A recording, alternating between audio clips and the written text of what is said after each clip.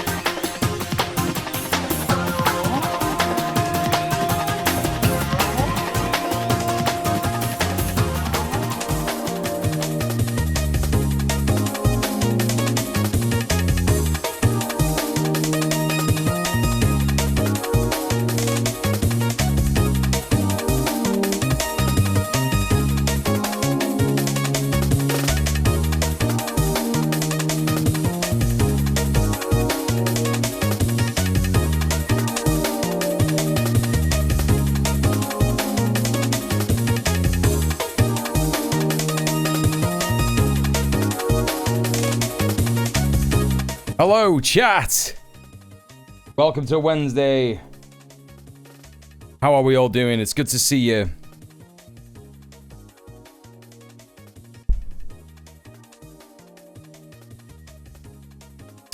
We, in fact, are starting the stream right now, right this second.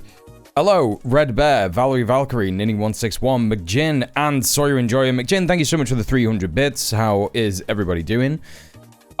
Yeah, started a little bit later than I would have liked to today again, but I'm still kind of recovering from a week off. It's just really silly how that happens, but there you go. That's how it works. I've been forced to wake up earlier tomorrow regardless because I am going to go and meet my dad for breakfast. And so I will be definitely live earlier tomorrow. Now, I did say I'd be live earlier yesterday, that's for sure. I may have said normal time. Not necessarily normal time, is it? So that's my bad. But we're here. I'm live. I'm live earlier. Been to the gym. Played a bit of Pokopia. Completed Pokopia today, actually. Completed the story. And for those of you that were hoping to watch me stream some Pokopia on the gaming channel, that will be happening this weekend, most likely. I will be doing, because obviously I've completed the story, so you're not going to be able to see me progress through the story or anything. But I will be, certainly, streaming the post-game. There is an entire post-game game to do. It's a huge game, as I said, that I'm still only about halfway through the amount of content that is in the game. So it's very possible that this post-game is going to be going on a very, very, very long time. And we may even check in on Tomodachi Island. Tomodachi Life Island. See what they've been up to. It's been like 2 months since I've seen anything from Tomodachi Life Island. I haven't checked in at all. They might be dead. Did they die? Yeah, so we'll take a look at that. That'll be interesting. And that's your little update. A bin of some kind needs to be on the island. That's true. Normal Island is going to be so normal. It really will be, won't it? Yeah, so you got that to look forward to this weekend, because I don't really have anything planned. Have I said hi to everyone? Did I say hi to Sawyer? I think I said hi to Sawyer Enjoyer. Sawyer Enjoyer. Icked Trunks, hello. Good to see you. It's Donkus Hours, that's true. PBP, Tomodachi Binface, yeah. Could happen. Could happen. I don't know if I'll be making a new character or doing any kind of new stuff like that. Probably not. Probably unlikely that that's going to happen. So don't get excited for a new character. I don't think I'll be playing it. I think we'll just check in. And we'll have a little look at that. We'll just have a little look and see what the crack is, what's been going on the island. And yeah, I am going to be kicking off today by looking at Iran. There's just so much that's happening every single day. There's so many bits and pieces. We got the Pete Hegseth Senate hearing. Politics Joe have done a really slick 15-minute breakdown. I was actually listening to that while I was in the gym today. Speaking of the gym, I was pretty pleasantly surprised by an Every Delivery today. Every Delivery, not known as the best delivery company, and I never really engage in that kind of discourse because these are all working people. They don't get paid as much as they should. You know the score. We look at these things from a based and solidarity-informed way, but I was very surprised. I got a message. I ordered some protein powder last night, and I thought, well, I'm just going to have to do cardio in the gym until my protein shakes come back in. Going to take a couple of days, but that's fine. I need to do some cardio anyway. And I was all set to do that in the gym today, and then I got a fucking text. Literally, I ordered this shit last night, and it said it'd be there in two or 3 days, and every delivered it at about 6 p.m. today. So, came out the gym, grabbed it, and I got my protein shake. I'm fucking buzzing. It's great. So, yeah, pleasantly surprised by that. Very pleasantly surprised by that. Hey, Atomic, how are you doing? They'll still be obsessed with the island delicacy. Yeah, I hope so. I hope so. That is how it goes, right? That is actually how it goes. There shouldn't be anything that is surprising. Or maybe there should be. Maybe someone's had a baby again. Atomic, thank you for the 75 consecutive streams watched. My God. Thank you very much. Okay, so we're going to get started. Let's take a look at what's going on with Iran. And you know what we always look at first, don't you? There it is. Every time I'm looking at this recently, I'm laughing. I'm just laughing straight away. This is surely very good. This is surely very good. This is exactly where we were on the 6th of March, a week into the war. And it's been another week since the memorandum of understanding or whatever has decided to be reneged upon. And it looks like prices are just going up. And this is an interesting spike here. We got to $88 yesterday. Hey, RTE, you're right. It's time for your favorite finance sicko streamer to talk about oil prices. The Versailles curse strikes again. Oh! That was the funny bit, though, right? That was the funny bit. When he signed this memorandum of understanding at Versailles, everyone was like, what? Macron is such a fucking idiot, dude. Oh yes, Mr. Trump, you can sign it at Versailles. Everyone will enjoy this. It's a great place, a palace. You like gold. There's so much gold there. You can sign this at Versailles. Everyone will love it. Do not ask about the history of Versailles. Why did he do that? Yeah, nothing historic ever happened. Nothing historic ever happened at the Versailles, the Palace of Versailles. Fascinating stuff. Absolutely fascinating stuff. So, this is where we're up to. Now, let's start to scroll down, because some people have been reporting, people who are more in tune with this stuff than I am. This is the wrong website for this. I remember we have to go onto the other website, don't we? The red website, oilprice.com. We have to go on this to actually have a look at oil prices and then OPEC blends. So the OPEC blends. Let's take a little look. OPEC members, monthly pricing. They're saying that they've had... We got the 22 delay. The 22-day delay. It's so funny that they had... It's so funny that all of these countries, like... Saudi Arabia... This is Iraq. This is Nigeria. This is... I think that's either Algeria or Tunisia. And then you got Kuwait. Then you got UAE.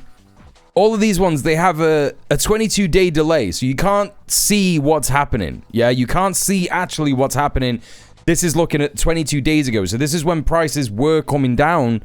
But we actually do know that the real price of oil at the moment, people who are more on point with this stuff. And by the way, look at this. This is Iran. This is talking about deliveries to Northwest Europe. Bro, where is Iran delivering oil to in Northwest Europe? That's what I want to know. People have been buying Iranian oil.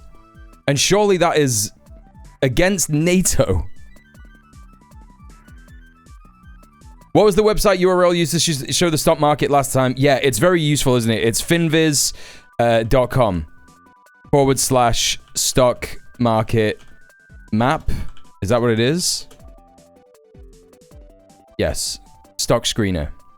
No, not the screener. Where's the map? Shit. Finviz. Thank you very much for the follow. Bramblebarks, hello. Welcome in. It's finviz.com/map. Sorry. Finviz.com/map. You got it, yeah? Well, there's the link anyway. For anyone else who wants it. Oh, shit. Don't click that second one. That's two links mashed together like a fucking... like a homunculus. Between you and Yemen, we can make it happen. Let's fucking go! $120 a barrel. Here we go! So, yeah, Oracle still on the downturn. Always very funny and good to see that. SpaceX massively on the downturn. Always very funny to see that. Caterpillar on the downturn. Genocidal apartheid supporting company. They make the Caterpillar tractors that Israel uses to demolish houses. Great to see that on the downturn. Tesla, good to see that on the downturn. Yeah, it's good stuff. It's really good stuff. Microsoft have gained a little bit over the last month. I think we saw that yesterday or the day before. Hey, Groove Holmes, how you doing? Welcome in. So, let's move on to the content. Yeah, this is what everyone wants to see. Now, blessed be, chat, this is only 1 minute and 41 seconds of Trump talking. So, we've got that to be thankful for. Let's have a little listen and see what he's saying in this presser at Joint Base Andrews. This is where he's turning up to welcome back the body bags of US troops that he's killed. Oh, Carolyn Levitt's back. Is that Carolyn Levitt in the background? Great heroes.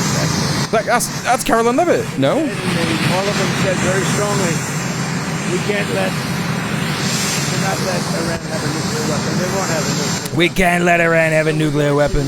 We're not gonna let them. They all said it. And one of the hardest things to do, for me, it's one of the hardest things to do as a president, but has to be done. As we go to honor these soldiers, do you have an update on the investigation as to how they were killed in Jordan? No, they're doing that. That'll be released. You know what? Well, luckily for us, chat, Crescent, Moon, and Star found out why they died in Jordan. And let's have a look at this. This is supposedly, according to Quds News Network and other sources. It's not just Quds News Network that are talking about this. This is leaked video from a US military service person in Jordan. You can see that they've got the Jordanian flag there on the wall. This is footage of them evacuating the base when they get the notification. You could now. This is something that I want to say is absolutely fucking crazy, chat. That defibrillator unit is empty. So this is them evacuating the base when they are, you know, they get the notification, right? We gotta go, we gotta leave. This is it. We're getting bombed. We gotta get to the shelter. Yeah. And this is just someone filming the process of that happening. This is one of the funniest things that I've observed in this footage, is that defibrillator should not be empty, dude. It should not be fucking empty at any point. Yes, it should not be empty at any point. That's suspicious. No, it isn't. It's not suspicious. It completely aligns with all the reports and analysis that we've had about the US's readiness and capability in the region over the last year. This defibrillator is gone because somebody had a heart attack 5 months ago and they haven't replaced it because they can't get the dough. Because Hegseth and Trump don't know what they're doing. They weren't prepared for this. They fucked it all up. And everybody there is suffering as a result. If this is like this in Jordan, which is the furthest US military base, is that true? Maybe it's Erbil, I don't know. It's one of the furthest away from Iran, next to Israel. What are the ones in Kuwait like? What are the ones in Bahrain like? What are the ones in UAE and Saudi like? Insane stuff. By the way, welcome to the stream. Hello, Quiet Mercenary. Hello, Spencer. And anyone else I missed.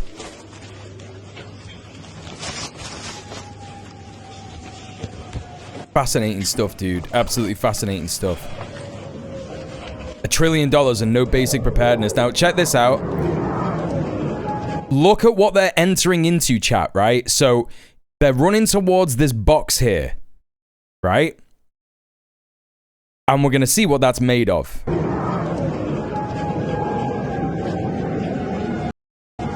You can kind of see the thickness of the wall there. Let's just come back a little bit here. You can see they're running towards the box and then they turn around. And you can see... Oh, it's not... in fact, it's not that. It's this thing. Oh my god. Oh my god, it's even worse! Oh my god, it's just a bunch of sandbags. Oh my god, you can see it there. What the fuck? This is much worse than I thought. They are actually... I thought they were going into this box, but they're going into this, which just looks like... Bro, that isn't even... It's like a bunch of sandbags, or it's like... Wait, let me see. There's a bit of a flash there that you can see a bit more of it. Bro, it looks like cobblestone. Why aren't they going underground? Great question, Meow, you're dead. Welcome to the stream. Let's take a look at what it's like in there, shall we? Okay. Yeah, no, it's just a fucking shipping container.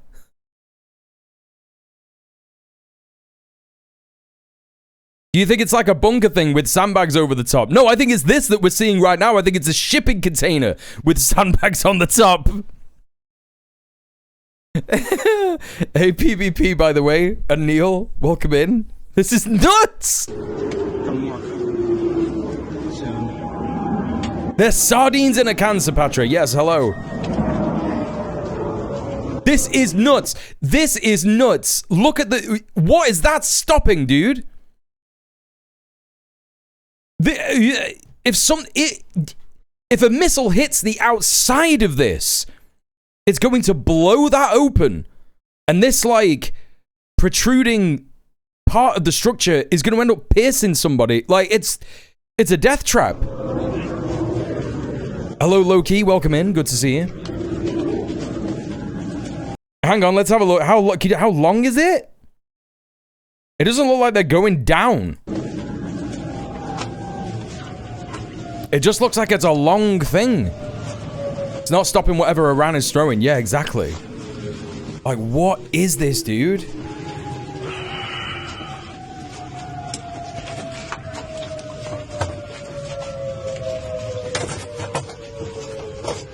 By the way, this shambles is utterly insane. Like, they are in an active combat situation, and, like, some of them aren't even, like, dressed. I guess, like, yeah, some people are going to have been woken up from trying to have a night's sleep or something, but, you know? This is crazy. Hey to Lady and Tulip, welcome in. Bring your own chair, yeah. There's nowhere to sit down. There's, like, dirt and cardboard box shit on the fucking ground. Nuts. Yeah, luckily for them, Iran hits and targets hangars rather than military bunkers. But it won't be long before they start hitting military bunkers like this. Well, you know, bomb shelters, so-called bomb shelters. They probably aren't even hitting this because it doesn't even look like a bomb shelter. So maybe that's the strat. Maybe they're like, oh yeah, the Iranians would never figure out. They'd never figure out that we would shelter our troops from missile attacks above ground in something that looks like it was made on day one in Minecraft. Yeah, hidden in plain sight. Guys, off the walls if we can. Try to get a TBI. That person just said hands off the wall. And that's probably because if a bomb goes off near this thing, this, like, shipping container's temperature is gonna get to, like, 500 degrees Celsius and melt your hand to it. Hey, Big Dad, why is this even being broadcast? Well, what we know is that this is from a service member in Jordan. And my immediate answer to that, why is this being sent out to people? It's probably because that service member is quite pissed. Yeah? There is a range of emotions and ways of thinking and navigating through ideologies. We have some ex-service members in the chat from America as well. And I'm sure that they can attest to this, that when you are part of the USA military machine and you have been propagandized to think that this is fine and this is good, there is still going to be elements where you are going, this is a bit dog shit, bro. Like, why are we being forced to sit in this shipping container, bro? And I think that, Spencer, I think you're right as well. I think that this information is already something that Iran probably has. It's more likely that this is a US soldier going, look at the state of my military, dog. Look at the state of our bomb shelter, dog. We are dead. We're cooked. You know? And this is the base where apparently, supposedly, 2 US service members were killed. But I think that the reality is it was a lot more than that, because look at what they got them sheltering in, man. You're telling me that just 3 people died when one of these got hit? I don't fucking think so, bro. I don't fucking think so in 100 years. So there's the answer to that. They're going to pay a big price. They're being decimated. Is that report inaccurate, sir? Sir, what do you say to the families of these fallen soldiers when Americans are wrongly against this war? How do you ask them to accept? Well, Americans aren't against the war. A poll just came out. Americans don't want high gasoline prices, but they're not against the war.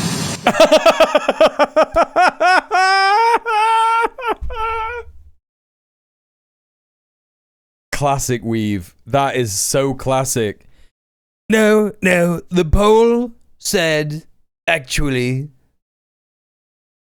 the poll said people don't want gas prices. Not that they don't want the war.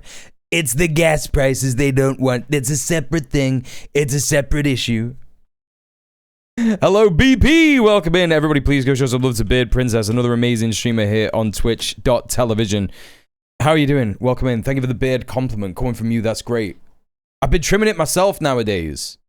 I don't go to the barber anymore. It's because I'm poor, but also I think I'm doing quite good. I don't think I need to go to the barber anymore. I think I'm going to be one of those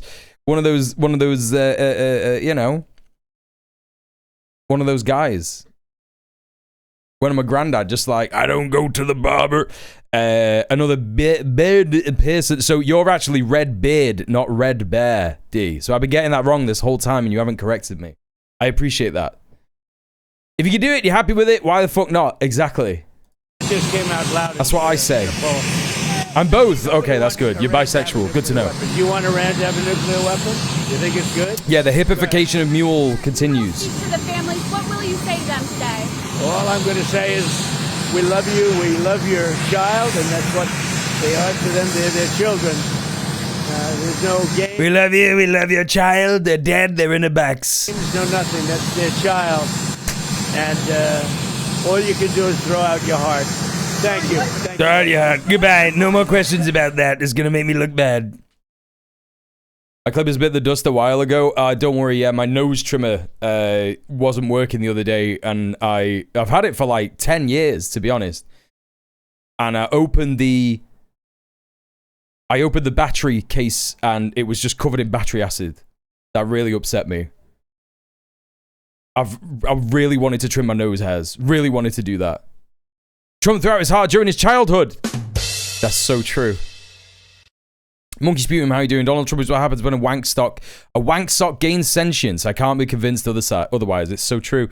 Let's take a look at this.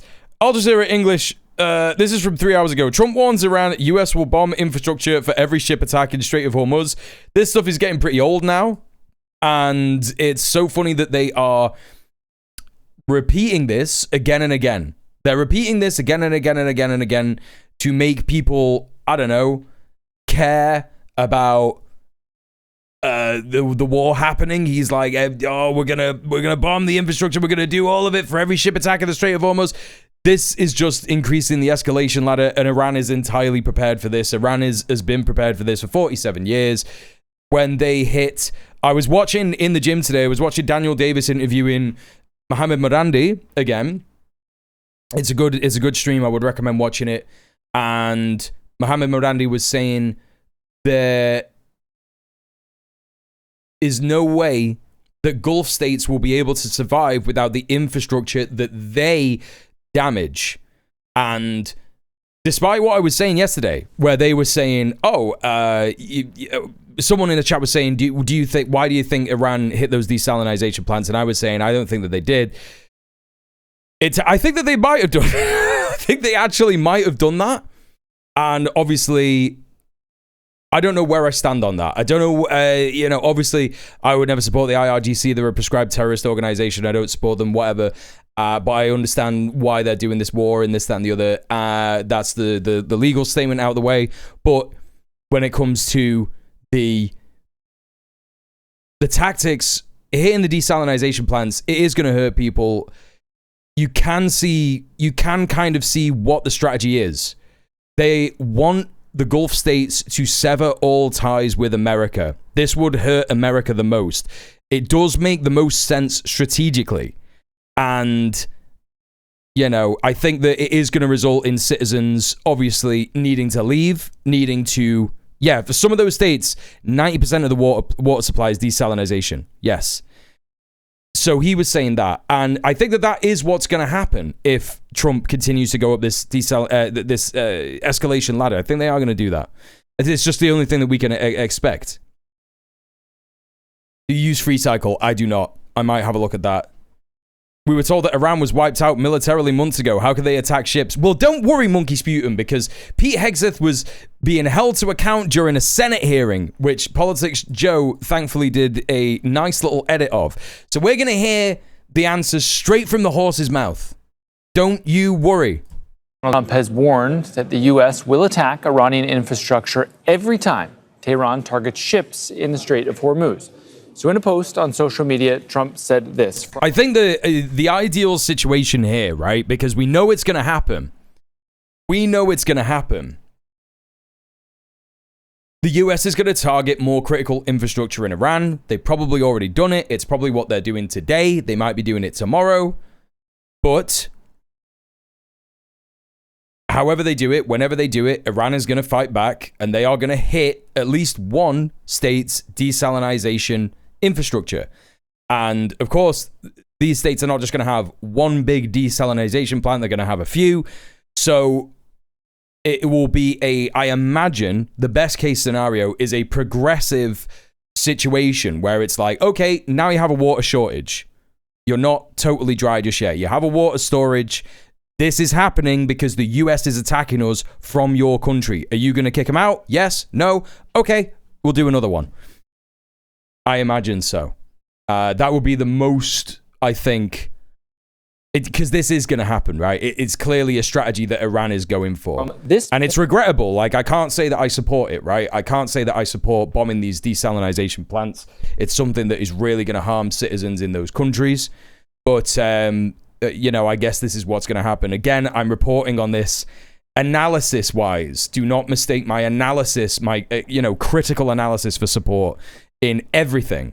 And of course, I don't support 1/3 of the army in Iran because they're the IRGC and they're a prescribed organization. So I can't do that anyway. There you go. Europe is going to be flooded with refugees. Yeah, no, this is another thing. And again, it all, Europe and the UK and America have been desperately trying to build this walled world for so long. They've successfully done it, really. But there's only so much that you're going to be able to hold back when it comes to stuff like this. Yeah? I think that, the smart thing for people in those countries, to be honest, I would say, if I was living in those countries and I could see what was going on, I would be running to Iran. I would be like, okay, I'm in Iran now. I'm an Iranian now.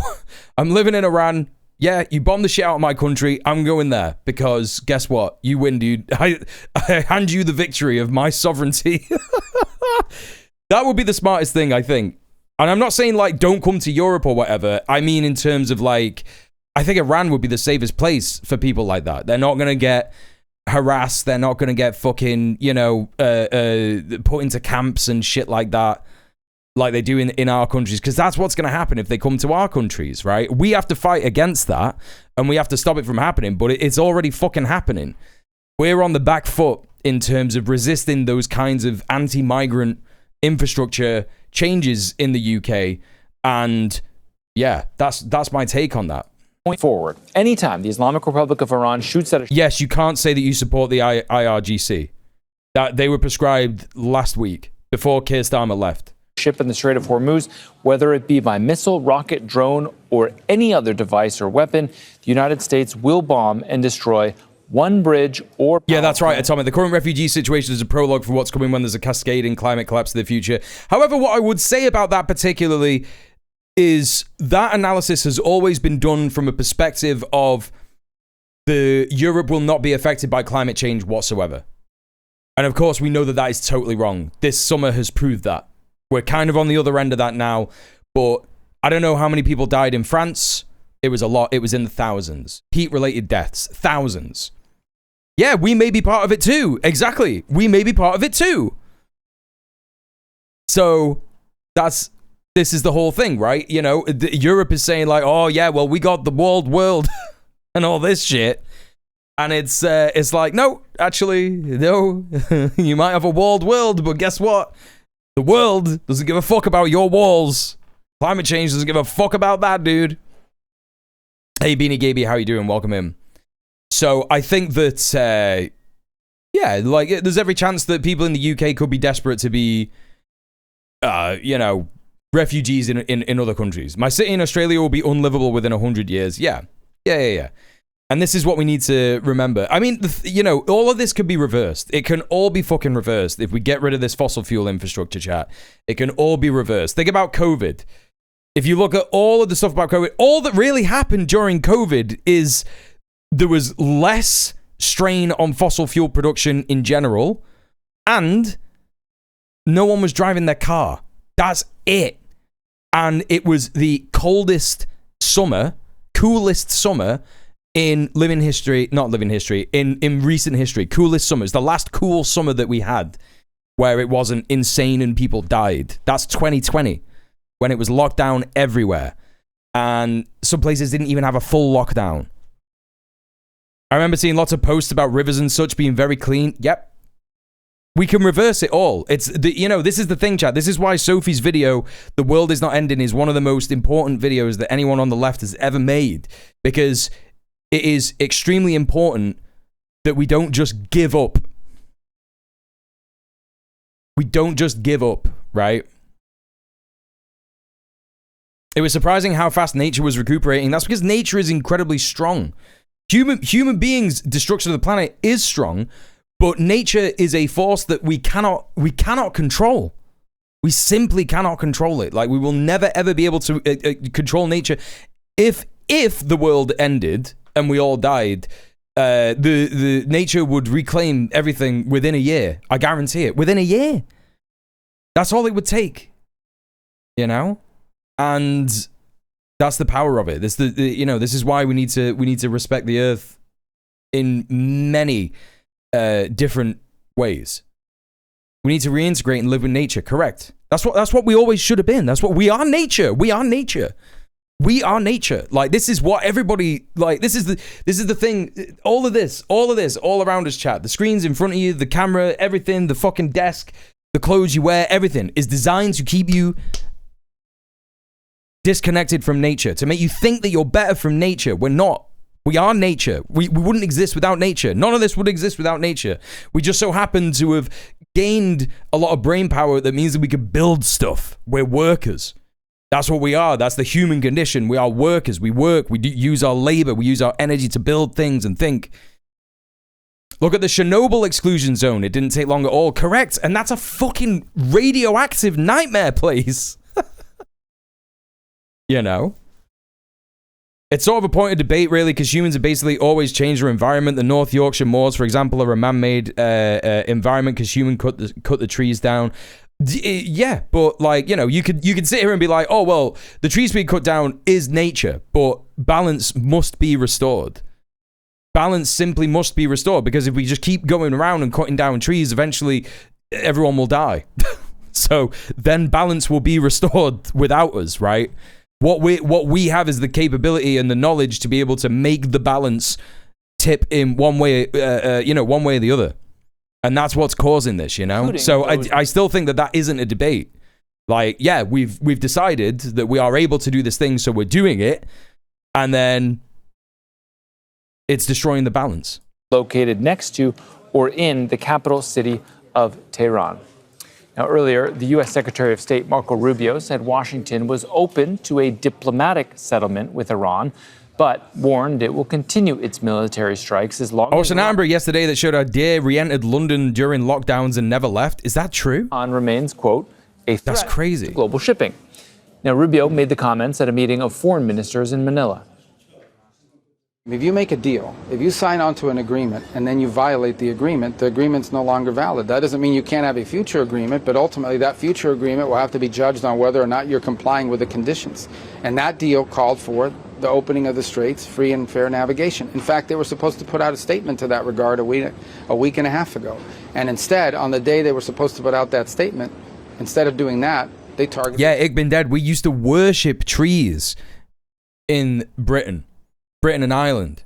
We used to worship trees. We were literally druids worshipping trees because there were so many fucking trees everywhere. We were like, these things are clearly good. They're part of our world and we're part of this world as well. And blew up or hit a ship.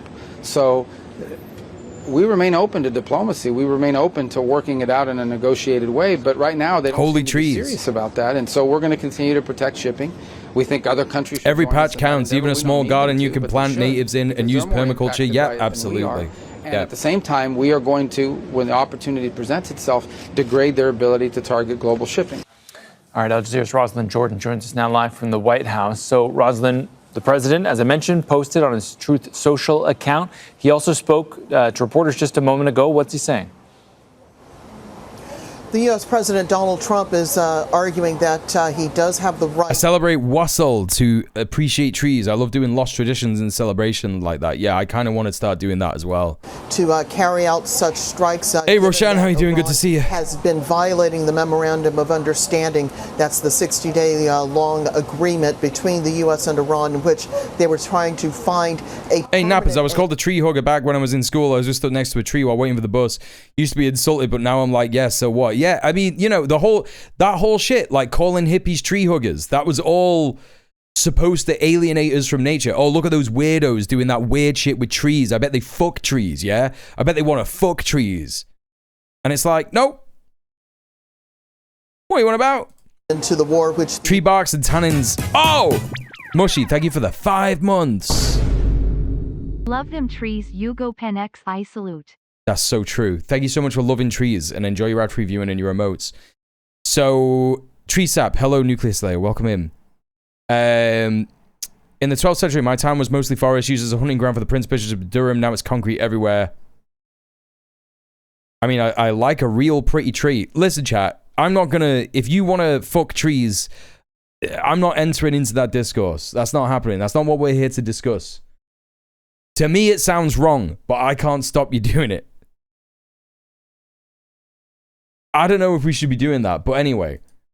The tree cover has improved since Victorian times where it was stark. Yeah, absolutely. This is the thing. This is like an element of us reversing it, but over a very, very slow period of time. I got on several new ones, plus shit like Yule traditions from the Hedgerow Apothecary. Yeah, you told me about that. I still need to get that. I didn't say I do or I have. Yeah, well, you know, I'm got an eye on you. LHS, everybody, please go follow Lesbian Hot Sauce, amazing streamer from the UK as well. How you doing? Good to see you. So, what did I want to show you? Like, this is another tree. This is another tree marvel, chat. Chat, check this the fuck out. I'm still watching this shit every night. Every single night, I'm still watching this shit. It's actually ridiculous how much I really enjoy this content. Wait, where is it? No, it's in history, right? Yeah, history. Hey, Scott Hatch, how are you doing? I'm Irish and my family has planted an oak every family grave for 1600 years. Even Catholicism didn't eradicate all the old ways, assimilated, but didn't disconnect it at all. Let's fucking go. That's how it's got to be. We gotta take back that stuff. Reclaim that shit. Chat, I've been learning so much. This guy... Water everywhere and not a drop to drink. This guy blew my fucking mind with this video last night. This is how impressive trees are, yeah? Now, what this guy does, I'll just skip through it, yeah? He dunks this pot into some nasty Florida or Georgia swamp water or some shit like that. Look at the state of it. It's gross. It's got all kinds of nasty shit in there. And what he does is he gets some vines. I can't remember what kind of vines he used. Grapevine. That was it. Grapevine. And he put his grapevine into another jar. One end into another jar. The other end into the dirty water. You'll see this is the contraption here, right? So you can see the vines coming down into the other jar, right? And it fucking... Like, hold up. Let me see if I get... Look, chat. It filters the fucking water. It filters the fucking water, chat. It cleans the water. And what he also does is he gets a pine tree. Now, apparently, this is the... Well, he tastes it, Mark Hoots. He tastes it in a bit, right? I just got here. Is this real or is it... This is real. This guy did this. This is an MIT study. This guy references an MIT study... And he tests this bit out. So he finds a pine tree. You just have to find like a tree from the pine family, apparently. You cut a length of pine. You just have to remember which side was which. So which side was closer to the tree, which side was closer to the branch, end of the branch. Because that's the way that the water should travel to be filtered. And so he does that. He does that with a little, just a length of pine tree, pine branch like that. He whittles it down so that it can fit in the end of a fucking bottle. And then he gets the dirty ass swamp ass water. And then that filters down as well. And it fucking makes this clean fucking water. Like, look, this is him referencing the study. Where's the fucking, where's that fucking bit just then? Yeah, so there you go. A false color electron microscope image showing E. coli bacteria trapped over xylem pit membranes. And the xylem pit membranes are the stuff that's in the tree that basically, because trees have to stop themselves from getting diseases as well. And that's what these membranes do inside the branch. So it literally filters E. coli from water. And that was in the results of this water, like he sends it off. You can see the water, it's like super clear. It's crazy. And you can like look at the difference. You could just see here, like this is brown water at the top, and it's just regular clear water at the bottom. It's absolutely insane. Completely fucking insane.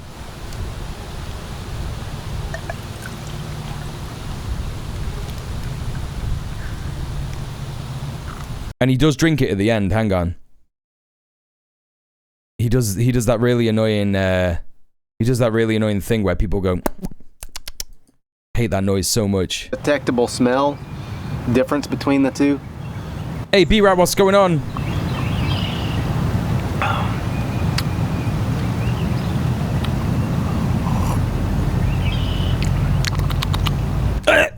I hate that. But he's drinking it. He's drinking it. It filters the fucking water. So, in theory, all you need to filter water is a pine tree branch, a bottle, and just capture some fucking rain, you know? Royal Ghost, you are a new chatter. I don't just react to stuff from new chatters, yeah? So, sit down, enjoy the content, or piss off. Don't be annoying. So, from the cypress... I can't. It tastes like pure water. It tastes like water you would get out of I'm a shit myself just watching this. No flavor that I can detect. Chat, I'm going to do this. Good. Very good. All right, grapevine. Clear the palate. Hey, Dirt or Bust, how you doing? Welcome in.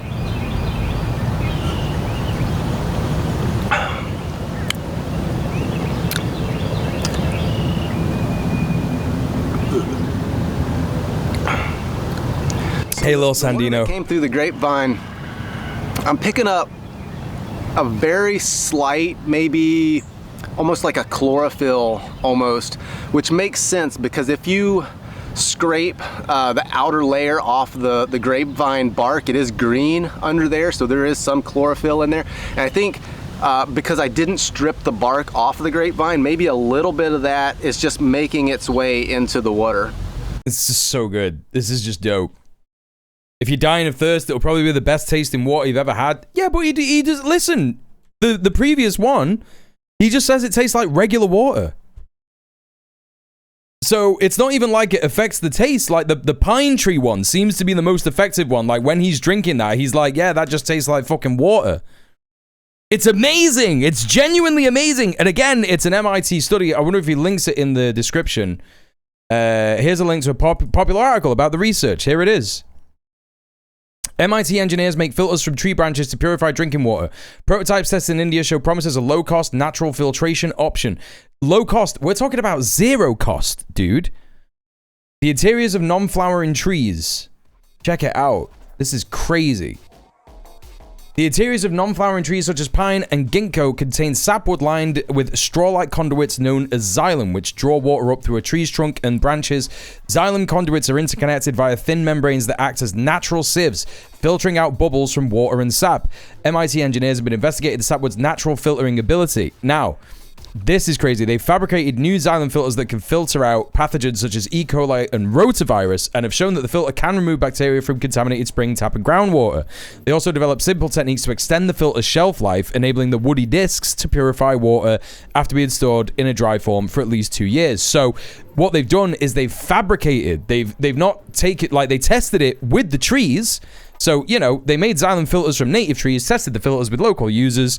The team developed a prototype of a simple filtration system. So now they're like building it, but obviously it's like completely unnecessary to build it. You just chop a tree branch off, right? I imagine it needs to be boiled to be completely 100% though, surely. This guy in the video, he sent the two water things off, and the swamp water had a 43 count for E. coli, right?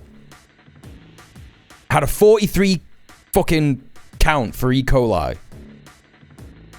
The filtered stuff had less than 1, which means 0, basically. Not enough to give you an infection. So you can recycle them after 2 years. I don't know how long they last. I would say, chat, if you want to learn some more about this, watch this guy's video. I watched it last night, but I got ADHD. I wasn't paying attention too much. So maybe I got some of the information wrong, and you can come back and be like, streamer, you were wrong. He actually said this in the video. But, you know, this guy felt safe enough to drink it. He could be a fucking weirdo. He could be a freak. I don't know. No, don't chat GPT it. Don't chat GPT anything. What are you doing? What are you doing? Chat GPT it. No, don't do that. Oh, you're joking. Okay, sorry. Yeah. I don't know who's serious anymore. I got all kinds of people saying things. Sorry about that. But anyway. No, chat can joke about that. It's fine. But I just, you know, it's hard to know when people are joking. If you're going to joke, you know, make sure you make it obvious that you're joking, because otherwise I am going to go sick. Barack, welcome in. Got to wake up with the not wasted water. Somehow, correct. Yes. Finally got around to asking about GB for a formal ADHD diagnosis referral today. Good stuff. Hopefully you're not in the same boat as me 3 years down the line with nothing happening. So there you go. Hello, Husker. Welcome in as well. Yeah, so anyway, watch this guy's video. You know, do your own research. But I mean proper research, not ChatGPT research, not Grok research. Hello, Frazo. Hello, Soundkiller. Everyone's coming in. Everyone's here. Crescent Moon and Star is here. Everybody, go follow Crescent Moon and Star as well. An amazing streamer. You will enjoy. You will enjoy his content as much as you enjoy mine. So, there you go. This is why trees are important. This is why we should worship trees. They're so magical. Right, let's get back to the news. U.S. and Israel began. A little bit of a crusty hippie tree hugger segment, yeah? And back on February 28th. You ever watched Black Flag Civilian? He's a socialist off-grid content creator. I have not. The president said that Iran is posing an existential security threat, my phrasing, not his, to vessels transiting the Strait of Hormuz and to countries in the region, and that he has ordered the U.S. military to hold the... Chat, I am so happy that my protein finally got chocolate salted caramel protein powder for vegan protein powder correct. That shit has tasted so bad for so long. Finally now, it's good. I'm so happy. Iranian military to account. However, under the international law of war, it is a war crime to target a civilian infrastructure, bridges, power plants, water treatment facilities, anything that goes toward protecting and extending the life and welfare of a community. A military is not supposed to target those facilities on the face of facing international punishment in an international court. So the U.S. president has made this threat several times during the course of this war, at least 3 times in the past couple. Is L-theanine and caffeine safe? What? That's a question for your doctor. Weeks by my count, but not a Twitch streamer has not actually responded in kind. What we have seen over the past 11 days, however, have been U.S. military strikes against Iranian military targets, which is considered acceptable in the course of armed conflict. So, Rosalind, the president is going to Dover Air Force Base to witness the caskets carrying the bodies of 4 American soldiers. You look like Mensch. Or is it wench? What are you talking about? Have a cup of coffee and sober up, dude. What do you do? What are you talking about? Were killed in this conflict, returned to American soil. And I just wonder, I mean, are these deaths forcing the president to justify the war to the public? And I mean, is he attempting to justify the war to the public, especially now? He's zooted. We heard the U.S. president He's completely say in zooted. response to a reporter's question that Americans are upset about the economic cost, but that they support the war. I'm not quite sure which poll the president was quoting that he says has just been released, but in a number of polls that have... You mean hench? I look hench. Fucking Dickhead, I'll fucking batter you. Been conducted since the war began on February 28th. Fucking batter you. The percentage of Americans opposed to the war with Iran has risen and is somewhere between the 60s and 70% range. So I'm not quite sure whether this is a new poll that the president is quoting, but that said, what you have not seen in tandem with overall opposition to... I'm finger blasting my cup. What, you mean this? Like that? First of all, feel very sorry for anyone you fingered. This is a weak technique. Yeah? Weak. Get better. Okay? First of all. Second of all, it's because my protein shaker is broke. That's why. The top is broke. That's why that is. So I have to stir my protein with a fork. The U.S.-led war against Iran is a wave of imagine doing that street protests or demonstrations similar to on the clip, maybe a bit like during the course of the war against Iran. What are you doing? Over that 20-year period. Awful technique. Notable tens of thousands of people I can teach you. The streets Don't worry. In the United States over various points, as well as that million-person march in Hello, Queen Lilith. At the beginning of the war in 2003. You haven't seen that kind of outpouring or demonstration of opposition to the war in the U.S. in this conflict. It's simply turning up in opinion polls. You want to be thinking about the iPhone screenshot technique, yeah? Right? Because what that does is it takes a picture of your face in that person's mind forever when you do that. All right, Al Jazeera's Rosalind Jordan Forrest there on the North Lawn of the White House. Rosalind, thank you. Okay, well, there we go. Not much to be learned from Al Jazeera, as per usual. We're just learning more about fingering, to be honest. But here we go. Iran warns of wider response after Trump threatens strikes on infrastructure. Iran have responded to Donald Trump's latest threats. Mahmoud Abdel Wahad has the latest from the Iranian capital.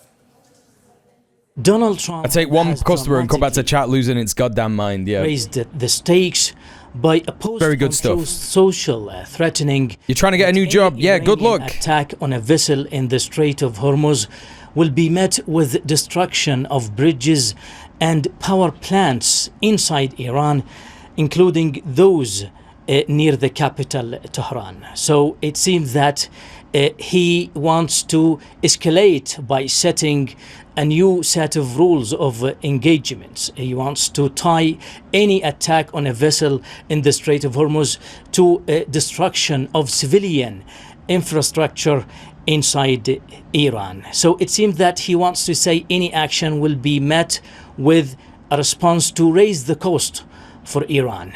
Now, Iran's perspective has just come from... Well, yeah, do you not remember his Truth Social post from the other day, chat? Trump, PvP saying in the chat, Trump won't call it a war, just a military conflict. He's okay with doing war crimes, but they're only military conflict crimes. Let's see if we can find it. He did a post, I think it was yesterday. Let me see if we can have a go. Should we just have a little scroll? Just have a little scroll. He's just talking about different candidates who won primaries for the midterms. State of these cunts. Leonardo DiCaprio mixed with what's his face? The guy who played Snape, Richard Thingy. Andy Biggs, Scott Presler, Tiffany Brennan, Draconian. Lisa Mikursky has spoken. She says showing ID and proof of citizenship is draconian, exceedingly harsh. Alan Rickman is who I'm talking about. Thank you very much. Yes. He posts so much. He posts so much all the time. President Trump was with the incredible real Mike Lindell last night after Trump gave Mike his complete and total endorsement to become governor of Minnesota. Mike Pillow! Oh, that's funny. I'm learning so much funny stuff.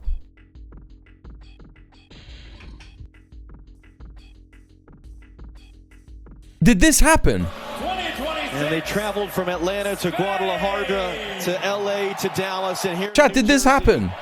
One final act of this incredible summer of soccer for Rodri to lift the trophy. And Why would you want to shake this cunt's hand? Here and overseas. Oh, he's touching him, he's touching him, he's touching him! Look at all the men he's touching, chat. He loves touching men so much at the minute. What the fuck is this, dude? What the fuck is this?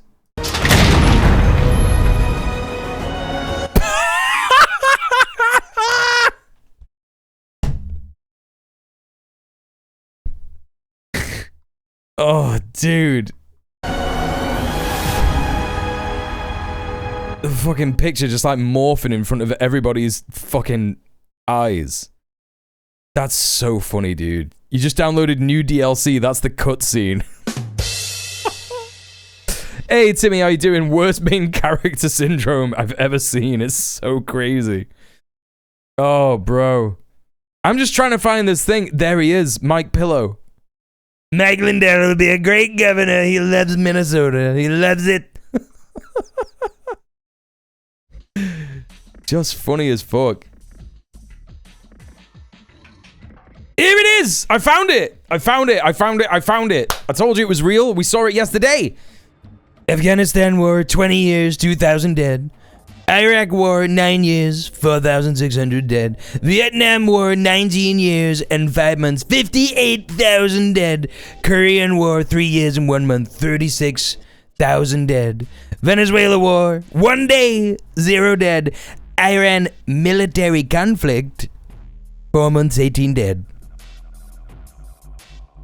A couple up was a graph version of this. I totally missed it because I wasn't looking for graphs. I was just looking for this. Oh, yeah. That's because he...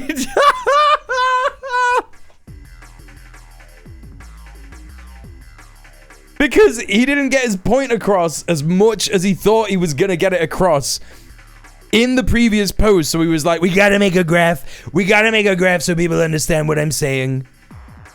All the other presidents, very bad at war. The Afghanistan War. George W. Bush, very bad. Very bad at war. Didn't do very good at all. Venezuela was a war. It was only 1 day and we won it.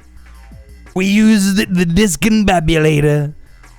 Chat, I keep saying Iran is very lucky that they haven't broken out the discombobulator. Do you remember when people were really concerned about the discombobulator and that it was a real thing? Do you remember that? Do you remember when people were like, what do you think the discombobulator is? What do you think is some secret weapon that the CIA have never used? But Trump, he's caught away all that stuff and now he's using it. It's like, you are idiots. You're falling for his bullshit. It was discombobulated. Everything was discombobulated. Completely discombobulated. That's why we won the Venezuela War, which was a war, even though it was only 1 day. The shit yourself ray gun. It's in a warehouse with the medbed. Dolphins with lasers. Yes. Hello, Val. How are you doing? State media saying that if the United States destroys bridges, fished it out from the Indiana Jones warehouse. Iran will respond by it's next to the Ark of the Covenant. Operations beyond the region, targeting energy infrastructure linked to U.S. interests in the region. The military source also said that it was just randomly drawn rectangles on that graph for sure. Nuclear Slayer, yeah, for sure. Sovereign right for Iran, and any safe passage in the Strait of Hormuz is guaranteed only by coordination with Iran. Now, this comes after the latest spate of attacks by U.S. air. Chat, don't forget, I've been live for 1 hour. This is my full-time job. The continuation of the stream relies on your donations. I don't get any other form of income except for Universal Credit, and I'm getting kicked off that in October. So please help me grow the stream, help me pay my rent, help me pay my bills, and hit up the Streamlabs tip link in the chat. If you have liked what you're watching, if you've laughed, had fun, or learned something, please hit that tip link and send me some dough. You can, of course, subscribe as well, but more money, 100% of the money comes to me via PayPal versus the Twitch subscription system. But you do get ad-free viewing and emotes if you get the sub, so it's up to you. However, we do have the dono goal for direct donations. If you can't afford to donate, don't worry, I got you. What you can do instead is hit up the promo go live links the Blue Sky post, the Twitter post. You can repost, retweet those, and advertise the stream to more people. Strikes over the past 11 Thank you nights for in a row listening, and that thank you for resulted watching. in the death of more than 50 people and injuries of more than 500 people across several provinces in southern, central. Yeah, the discombobulator causes Havana syndrome, obviously. Yeah. So most of these attacks were concentrated in southern Iran, as the United States it wants to degrade Iran's military, naval, and coastal defense capabilities in order to... Yeah, they're desperately trying... I think that is just what they're trying to do. They're desperately trying to open the Strait of Hormuz, and I think that they are... Thank you so much, Val, for the £3. Thank you for subbing off Twitch. Thank you for supporting the stream. Appreciate you very, very much. I think that they are trying to do that. They are trying to get the Strait of Hormuz open and then possibly try and establish some kind of base on Keshem Island. That is my personal prediction. I think that's what they're going to try and do. I think it's going to go very badly, but I do think that they are, in fact, going to attempt that particular strat. They're trying to stop. It's not going to work. You know, this is the thing. They are trying so hard to get rid of their military capability, their ability to hit ships in the Strait of Hormuz. That's the thing that pisses them off the most. They're like, every time they hit this ship, we're going to hit some civilian infrastructure. And by civilian infrastructure, they mean cancer hospitals for children. It's all psychological warfare. This is the thing. It's all completely psychological warfare. That's all that the US engages in. Planet Mushy, thank you so much for the £10. Let's go! Sonic will never again be a pain in my egg! Thank you for subbing off Twitch. Thank you for supporting the stream. Thank you for the £10, you legend. Thank you very, very, very much. It's control over the Strait of Hormuz. Mahmoud Abdul Wahid, Al Jazeera. Thank you very much. All right, let's take a look at Pete Hegseth in the Senate. Now, I watched this while I was in the gym. What I will say is this is very, very funny. People are starting to get really pissed off with this shit. Intensity that our warfighters have about making sure that Iran isn't capable of doing that. Secretary Hegseth, if you listen to my comments, you would have heard me say how amazing our warfighters are. I heard failure. And the word heard. I heard failure. He went Peterson just then. Oh, I used the word failure because I used the word failure to their leaders. You, sir, are the failure. Thank you, Madam Chair. And thank you to our witnesses here today. I want to begin by first... And again, Chad, it's important to remember, these senators are only pissed off because the war isn't going well. They're not pissed off because the war is happening. It is important to remember where we stand here. But it's funny to watch. It's funny to watch the clown show. You have the fascists who are desperately trying to maintain some kind of air of superiority despite completely gutting the empire, stripping all the copper wire out of the wall, making a load of money for them and their friends and all this stuff. You know, this is the only logical conclusion of capitalist neoliberalism with fascist tendencies, right? It's the only way that it can happen. It's the only conclusion that this kind of thing, leads to.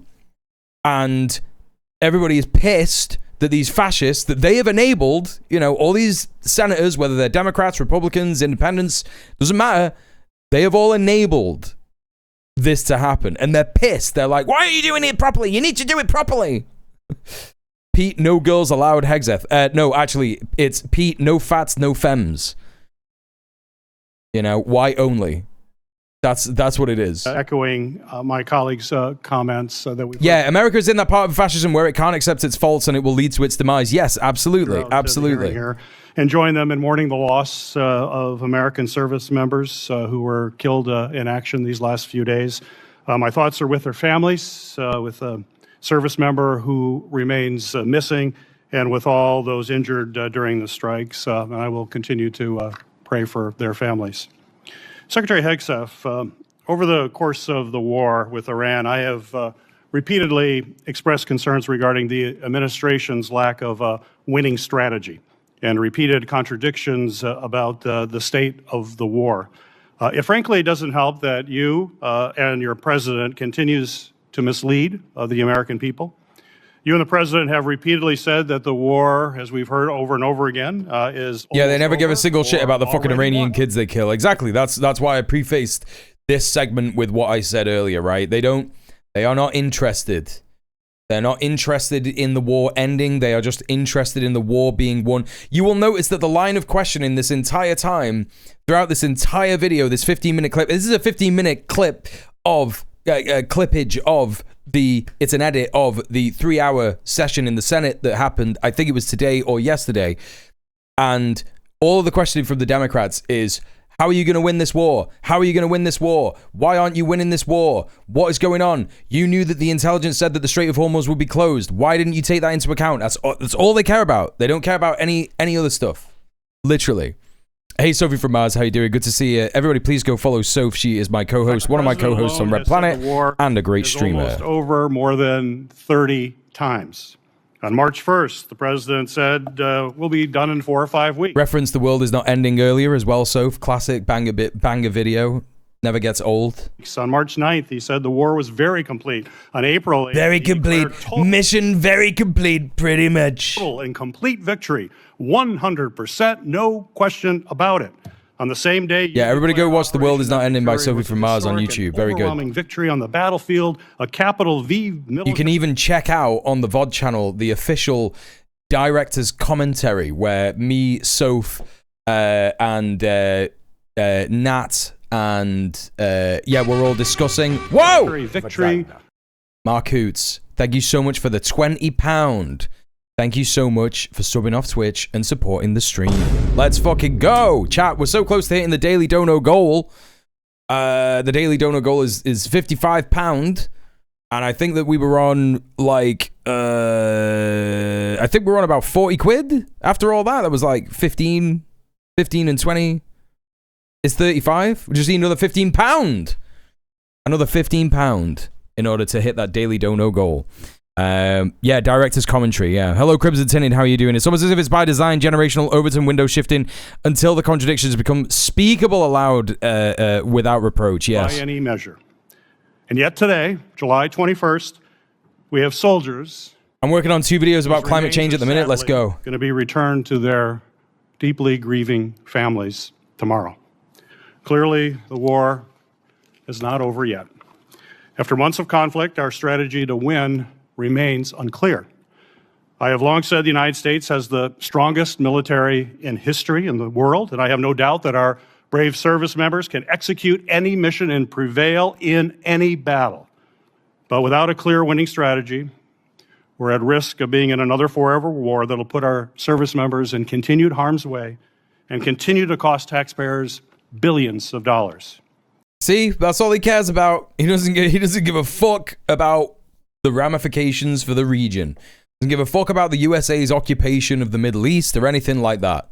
Secretary Hegseth, definitive evil empire. Yeah. Failure to win this war. You are back now before Congress asking for almost $70 billion in additional funding. He's like, you didn't win the war, and you're asking for money. You've not won the war. Trump administration's efforts have been an utter and complete failure to win this war to this point. So my question for you, sir, is how is your strategy different than what we've seen in the past? So far, we have not seen a strategy that's been successful. You mentioned nuclear material is the primary goal of the war. It still exists. We haven't dealt with that issue yet. You talk about the destruction of missiles, and yet the missiles that we saw hit recent targets are actually somehow more lethal, more deadly, more maneuverable than what we have seen in the past. So they're obviously improving their munitions. The Strait of Hormuz is still closed. In the U.S. military's darkest hour when it needs all the manpower it could get, Hegseth will be screaming, white males only, 6 foot plus, 225 bench minimum, no fats, no femmes. Closed, reminding everybody it was open before the war. Literally. Prices were lower for everybody until the war, and it still remains closed. And of course, tragically, people... Hey, Joe, how's it going? Welcome in. Fighters who we care deeply about are still dying. So what did I come into? Listen, we were talking about fucking trees before. Don't even... What did I just come into? This is tame. Should have been here half an hour ago when we were talking about dendrophilia. And the reason that we were talking about that, in fact, that's a nice little segue. Because Soph, I've got to tell Soph about the pine tree thing. I'm gonna just put a link to the video in the chat. I'm not gonna bore chat with like going through the video again, but there's a link to the video that I'm talking about. It's this guy. He gets like dirty ass swamp water from bumfuck Florida swamps. Well, obviously it's all nature, so I don't want to call it bumfuck, but like he's in the country in like Florida or Georgia or something like that. He gets dirty, disgusting swamp water, and he filters the fucking swamp water that has E. coli in it, literal E. coli in it, with he does two different techniques. He uses a grapevine, 3 grapevines, one jar full of swamp water, one empty jar, grapevines from one jar to the other. It filters and it literally cleans the E. coli out of the water. It's an MIT study and everything. But the pine tree thing is the MIT study, which is really, really interesting. He talks about it in that video. And the pine tree, basically, if you have like a pine tree, like I think it's a family of pine tree, trees or whatever, if you get a branch, you just remember what side the branch you trim it on. Whatever the side is that is closest to the tree is obviously the input. Whatever side is on the furthest away from the tree to the end of the branch is the output. And you basically put the input end into a bottle of water with swamp water, and then you like leave it upside down so that it filters with gravity, put it into a jar, and that will make clean water. And I don't know all the ins and outs of it, but that's how the study was portrayed to me in that video. And he does drink the water in the video. And I assume he would have posted an update and said, guys, I got real sick. You don't want to do this. Oh, wait, hang on. I'm sorry. I clicked deny instead of that. All this shit that white people are discovering for the first time. I'm sorry that I denied that. I clicked the wrong button, Morrigan. Yes. No, it's great. It's really good. No doubt some indigenous group was like, you didn't know this. Possibly. Again, this is possibly like a bunch of white people figuring out stuff that has probably already been figured out. Yeah, absolutely. But it's still amazing, and it's still part of nature, and that's something that should be honored, right? Mr. Hegseth, so Secretary. It did get all annoyed because of white people, but I pressed deny by mistake. I'm sorry about that. I think your characterization wasn't thinking. of this incredible effort is a failure. So anyway, there you go. There's the pine tree thing. I just thought I'd tell you so because it's just like losing my mind about it. I just think it's really fucking cool. You could just set up like a rain catcher in your garden, get a fucking branch of fucking pine wood, and just filter your own fucking water and drink water, and that's how you survive, right? Hey, Gatamata Paco, how you doing? Welcome in. And I think it's irresponsible, and I think it smears the sacrifice of the troops that are out there making on behalf of the American people. I think it's because I think that the white people comment was because there was a swear in the same message. Never gets a nuclear weapon. Is it a YouTuber scientist? I might need a link. Already put the link in the chat just there, right above you. It's a quagmire, right above in the conversation. Turn around and say you support. Just scroll up. It's there. You do or you don't. Is the nuclear right there still there? I can get you a ticket out to CENTCOM and talk to what those Americans are doing and how committed. I don't think he's a scientist. I think he's just like one of these Iran never threatens prepper guys with a nuclear weapon. But sometimes those guys are on point about this stuff, That's the kind of intensity that our warfighters have about making sure that Iran isn't capable of doing that. Secretary Hegseth, if you listen to my comments, you would have heard me say how amazing our warfighters are. I heard failure. And the word heard. I heard failure. You hear how he turned into Jordan Peterson just then? That's the best part about this. He turns into Jordan Peterson because basically he's getting sad that his daddy, someone who is part of the state apparatus, is not telling him that he was a good boy and he's doing very well. It's all coming out. I heard failure. You think I'm a failure? I'm not a failure. Our troops aren't failures. I'm good, damn it. Tell me I'm good. I'll tell you how I use the word failure. Because I use the word failure to their leaders. You, sir, are the failure. Not the men and women who are on that front line. Not the men and women who hold up their honor with distinction. But if there's a lack of a winning strategy, they're in harm's way. Their leaders have failed them. And that's what's happening. We have political leadership. You don't have a strategy. You don't have a long-term plan to actually win this war. Win the war. The men and women are going to be able to do it, but they need to have leadership. You see what I'm saying? This guy's a Democrat, and he's just like, win the war, damn it! They're all hogs at the end of the day. They're all chuds. They're all hogs. Win the war! When will you show leadership? We have leadership. When will you show leadership? When will you win the war? Your fellow Democrats who won't fund the troops, who stand and play partisan politics while you don't give us the money. You want to stand up here and talk about the troops? You won't show any political courage to actually fund our department because you have Trump derangement syndrome and can't actually commit. Hell yeah, Trump derangement syndrome. That's so good. Senator. Secretary Hegseth, you have trillions. Like he just sounds like a baby. Like I'm not sticking up for either side at all here, but he just sounds like a baby. You got Trump derangement syndrome. Like that is a thing a baby says. He also said tump.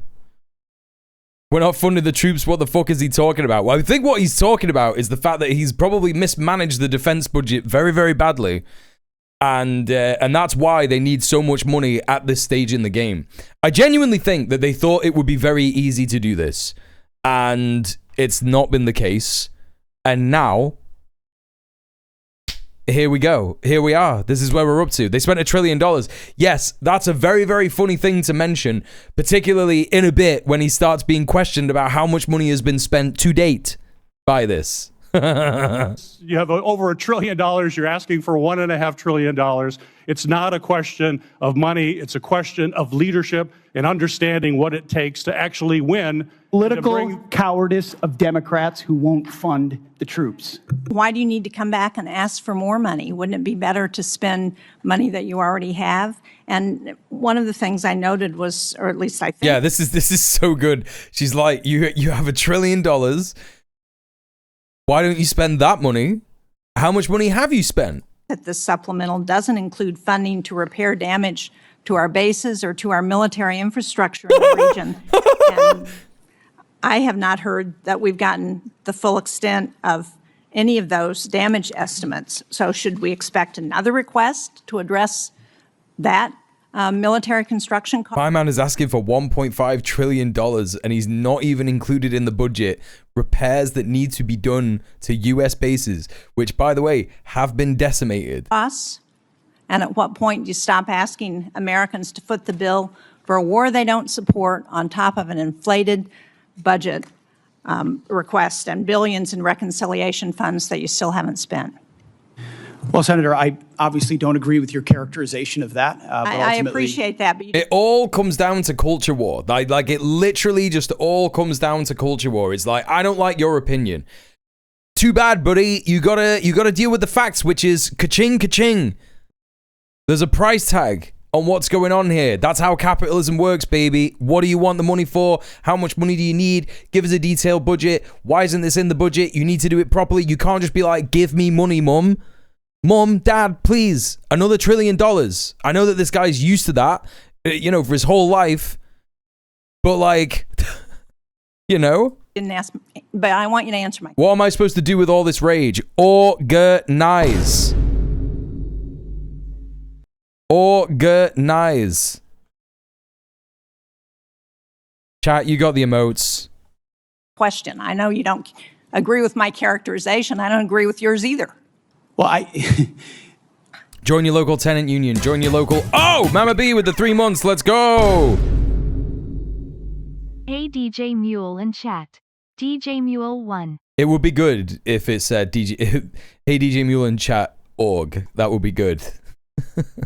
Thank you so much for the 3 months. Enjoy your ad previewing in your emotes. Hello, Mama B. Yeah, join your local tenant union. Join your local trade union. Join your local pro-Palestinian movement. Join your local ICE rapid response squad. All if it's safe and legal to do so. I, of course, can't advise you to break the law. I don't know which of these organizations I've just mentioned are illegal terrorists under the new list. But you have to build dual power as workers. We have to build dual power as workers in order to build a system that is something that does not rely on the system. So that we no longer need to rely on the state for water, food, shelter, healthcare. We have all of that stuff ourselves. We control all of our workplaces, including hospitals, etc., etc. RDE Nauto, welcome into the stream. One of the reasons I take issue with that characterization is something that Senator Durbin said. Join your local SRA. What is that? Socialist Rifle Association? Something like that. Arden Auto, hello. Welcome in. Yes, I would say make sure that they aren't a terrorist group because that's illegal and wrong and bad. But I would advise probably Americans to exercise their Second Amendment rights. Because that is, of course, a right that you have, isn't it, under the Constitution? When he talked about Ukraine and he talked about winning, and I appreciate as much as anybody winning a war, but I sit in front of a committee that wants to talk about winning a war that's been going on. Hey, Emily, how you doing? Welcome in. Looks like Robbie Rotten from Lazy Town. Don't you dare discredit our king in that way. Conflict that's been going on for 4 months to prevent Iran from getting a nuclear bomb. Well, to be fair, Frazo, I am referring to particularly Mark Hoots, who is in the US. Mark Hoots said, what am I supposed to do with all this rage? I am advising Americans on what to do. So Arden Auto was right to say, that. I would hope for some perspective in this town of the historic nature of what President Trump... 1,700 automatic weapons, 13 sniper rifles, 25 pistols in my doomsday shelter, brother. I don't understand. If you can't answer my question, then I will move on to my next question. So I'll be blunt. The truth is your request does not make a lot of sense. So let me ask you a simple question. Why exactly are billions of dollars more for the National Guard and this administration's illegal strikes in the Caribbean urgently needed for the Iran war? Well, Senator, I wouldn't... He wasn't expecting that. That's so funny. It is so fucking funny. She said, what about these illegal strikes in the Caribbean that you're doing? And he was like, well, you got Trump derangement syndrome. Of course, agree with your characterization, but why this kind of... Characterization. He loves that characterization shit. He loves it so much. Spending is needed is because of the gross negligence and neglect of the Biden administration. Hey, Eric, how you doing? Ran it like a bureaucracy. Abandoned our strength posture around the world, so we're having to reestablish deterrence. You mentioned the end strength numbers, and I will... This is so funny, by the way. This is great. This excuse... The Biden administration was all bureaucracy. Hey, I'm going to be real with you, brother. I understand fascist neoliberal governments more than you do. It needs bureaucracy to function, dog. You just stripped all that shit out. You were like, why are we paying all this money for all these offices and all these things that we're doing? What's going on? That's ridiculous. All this bureaucracy. Get rid of it, bro. Just get rid of it. No, you need that to function. You fucking idiot. You fucking moron. You fucked it. And he's like, that's why we need more money for the Pentagon, because Biden was just doing all this with papers and desks. Can you believe it? Desks. Like nerds. Should be out there doing push-ups. I'm going to write stuff on my servant's back. Actually, I think I'm going to write my reports on my servant's back and then eat the report. Around the world. It doesn't need to be filed under anything. To reestablish deterrence. Why does my bureau have bureaucracy in it? You mentioned the end strength numbers, and I will acknowledge that we are... they're talking about a thing that they got rid of. They're like, the Biden administration, we had to get rid of all that bureaucracy because that made us look really weak on the world stage. Now we need to establish new deterrence. No, you destroyed U.S. aid. That's what happened. Hey, Krill, paper and desk for commies. That's so true. I forgot all about that. What was the thing that Stalin had? Stalin had like a room, and it was the room he was found dead in. What was the name for that? That's like got like an office name for it. Was it literally his bureau or something? I can't remember. There was like a name for it. It's like Stalin was found dead in his... And it's just something that sounds very official, like it was a place where he was writing and filing and doing things, and I can't remember what the fuck it was called, but yeah, literally, very communist actually. 8,000 in the Navy, 6, it was like a study, yeah. In the Army, 4,000 in the Air Force, because under President Trump, there's been record and historic, like a different room, a different name for a study inside our department since he won the election, because the American people didn't want to sign up for what Joe Biden was providing our military. Let me and they want to sign up for He's what found President dead in his Trump was bedroom. No. It was called something different. Is it Daca? But is that just a name for the bedroom? Second home. That's what it is. Right, okay. So it wasn't actually that. I thought his Daca or Dasha was like, I thought, well, that's just me being a fucking idiot. It's just a house. Cunt Savo Daca was his residence. More like Cunt Servo Daca. Yeah. his leadership. And so those are good problems to have. Hey, Space Pensador. I'd like to ask you to help me reconcile some numbers. It's my understanding that this whole supplemental funding request is $87.6 billion. And most Maybe I've just made this up. $67 billion is for the Department of Defense. Yet we are told the Department of Defense still has No, I've just made it up. The word ducker is not for a, you know.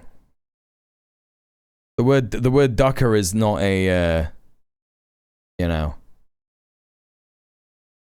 It's not for an office. I stand corrected. in unobligated funding from last year's reconciliation package. Is that true? I call everyone brother. Apologies if that's misgendering anyone. I would encourage you to try and move away from that. You know? I would encourage you to try and move away from that. That's what I'll say about this stream. Roughly correct. If you know someone's a man, fine. But if you don't, I don't know. Yes. Don't need to have a sibling. Call them comrade. So you left some change on the dresser before you prepared to come for this hearing. What's going to happen to that $75 billion? Well, that 75 is there's plans and designs. A ducker is like George W. in the shoe. Hello, Zipper. And so, welcome One in. Big Beautiful Bill gave us specific avenues. I'd have to get you the exact numbers of what that is left to be allocated. Does it have to do with the war in Iran? No, this is I asked Google what room he died in, and it gave me a specific location, lying on the rug next to the dining table and the couch. Interesting. building our military from what was not funded in the past under the Biden administration. So it's confirmation bias. 2026, one big beautiful bill, which helps One big beautiful bill. priorities like Golden Dome for America, move away from Golden Dome. Don't forget about the Golden Dome. We're gonna have a Golden Dome. Give us a chance to start cutting these deals on munitions. All the things that I find it so funny that they're saying that all the bureaucracy that the Biden administration was woke. It was all just really woke stuff. It's just like, come on, dude. Don't threaten me with a good time.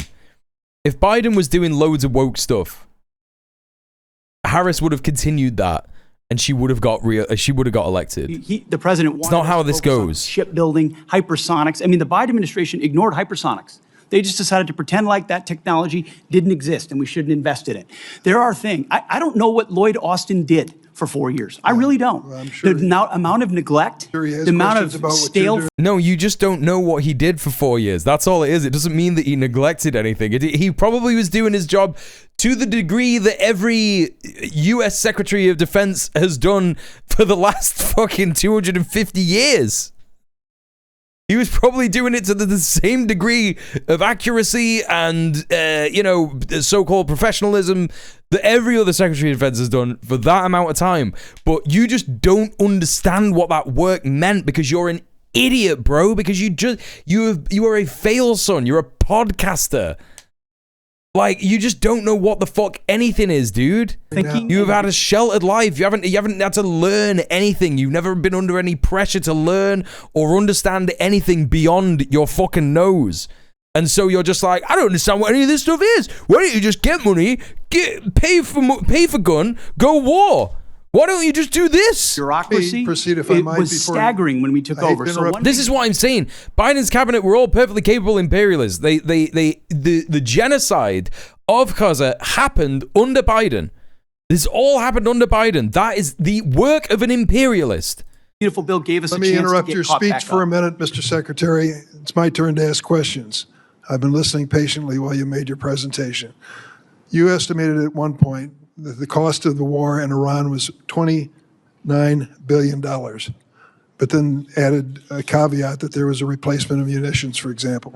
Do you have a new estimate about what the war has cost us so far in the 5th month of the first year of this war in Iran? Senator, the estimate we have as of today is $37.5 billion.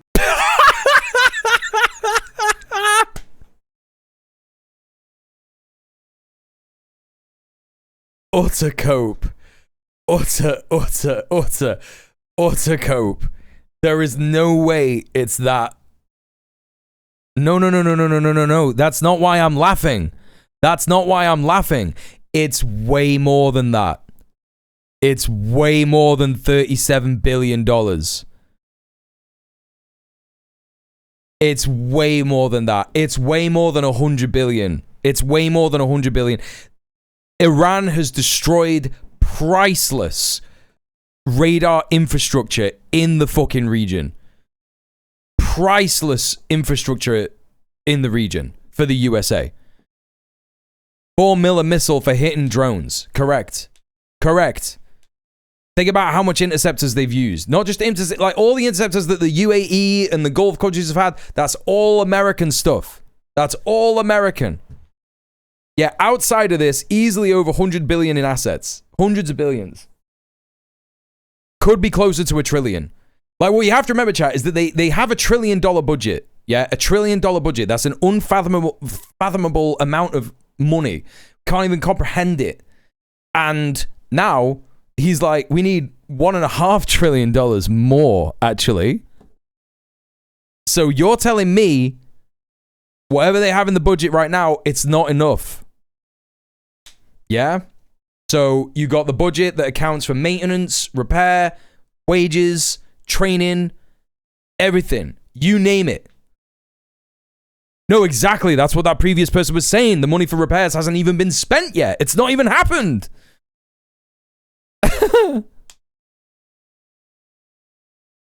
You know? One radar system alone was like $1 billion. I think more. Than that. It will be trillions, yeah. It's a current activity which we've been told about. Like, think about it. The USA has spent the last 30 years, maybe 40 years, building up its presence in the region. In fact, it's longer than that. It's 80 years. From the day that they started funding Israel, from the day that Israel had a lobby and Britain stopped being the main funder of Zionism, from that day when the USA decided, it was somewhere around the 50s after the war, right, actually, this is really good. We should start funding this country. We can use it as a platform for operations in the Middle East in order to get control of more oil, etc., do coups, yada, yada, yada. Mossadegh, you know, this is the history of it. They've spent that long establishing infrastructure in the Middle East. That is decades of work. Not even, you know, when we talk about labor, money's just a number. It's a made-up number. Value is subjective, right? But when you think about the labor, right? The actual labor, the time invested, everything, they are fucked. It's all gone. Old chum. Thank you very much, Browsing, for subscribing with Prime. Thank you very much. Appreciate that. Enjoy rad-free viewing and your emotes. Love from France. J'adore la France, mon camarade. Hello. Half Infinity, thank you so much for the follow as well. The exchange of fire back and forth. Tour is the military-industrial complex's magnum opus. They've never made an American conflict this costly this quickly. Yes, absolutely. No, yeah, this is capitalism. It's all the military-industrial complex. 1,000%. Yes, they've also smashed up AI data centers. Correct. Full of rare earth minerals. Absolutely full of silver, gold, fucking basium, you know, all these ones that you've never heard of before and shit. You know? Tons of that shit. Helium that we're running out of. There's no more helium left. It's gone. That's it. No more computer parts. We fucked it. No more balloons. That number is going to go up in the months ahead.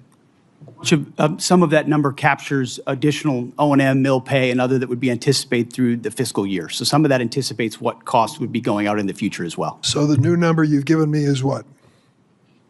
$37.5 billion. And that represents the cost of the war through what period of time? Through now for certain aspects of it, but also mill pay, O&M, other anticipated costs through September 30th. The Department of Defense has been planning for potential operations against Iran. This is great, by the way. This is one of the best lines of questioning in this whole bit, right? This is what every single one of us who's looked at this and gone, this was a really stupid idea. This is where JD Pondon comes from, right? This is where JD Pondon comes from, where everyone's like, the only possible, genuine, logical reason for him doing this is that he actually wants an excuse to destroy America, right? And this question, you know, is kind of that. It's kind of that. For many, many years. And one of their obvious assumptions was that the Strait of Hormuz could be closed. Were you unaware of that? Senator, you are correct. Nobody plans more and looks at more contingencies than our department. And so, of course, undertaking a historic effort like this, of this scope and scale, of course, the Strait of Hormuz was front and center in every single aspect of that. Hence why one of our key objectives to begin with was to sink the entirety of Iran's Navy, which its conventional Navy was sunk. Now, you can't get rid of every single fast boat and every single machine gun and a fast boat. Right, so why did you think you could solve it like that then? Yeah, we knew about the Strait of Hormuz. We just thought if we destroyed their whole military, it'd be fine. Turns out we didn't do that though. Turns out that actually didn't happen. That's what he's saying. Yeah, we thought about that and we thought, yeah, just get rid of all the boats, but we couldn't, so. Or every single coastal cruise missile. So we solving a problem that didn't exist. Decided to become a terror state, shooting at commercial shipping. That would be an ongoing. They decided to become a terror state.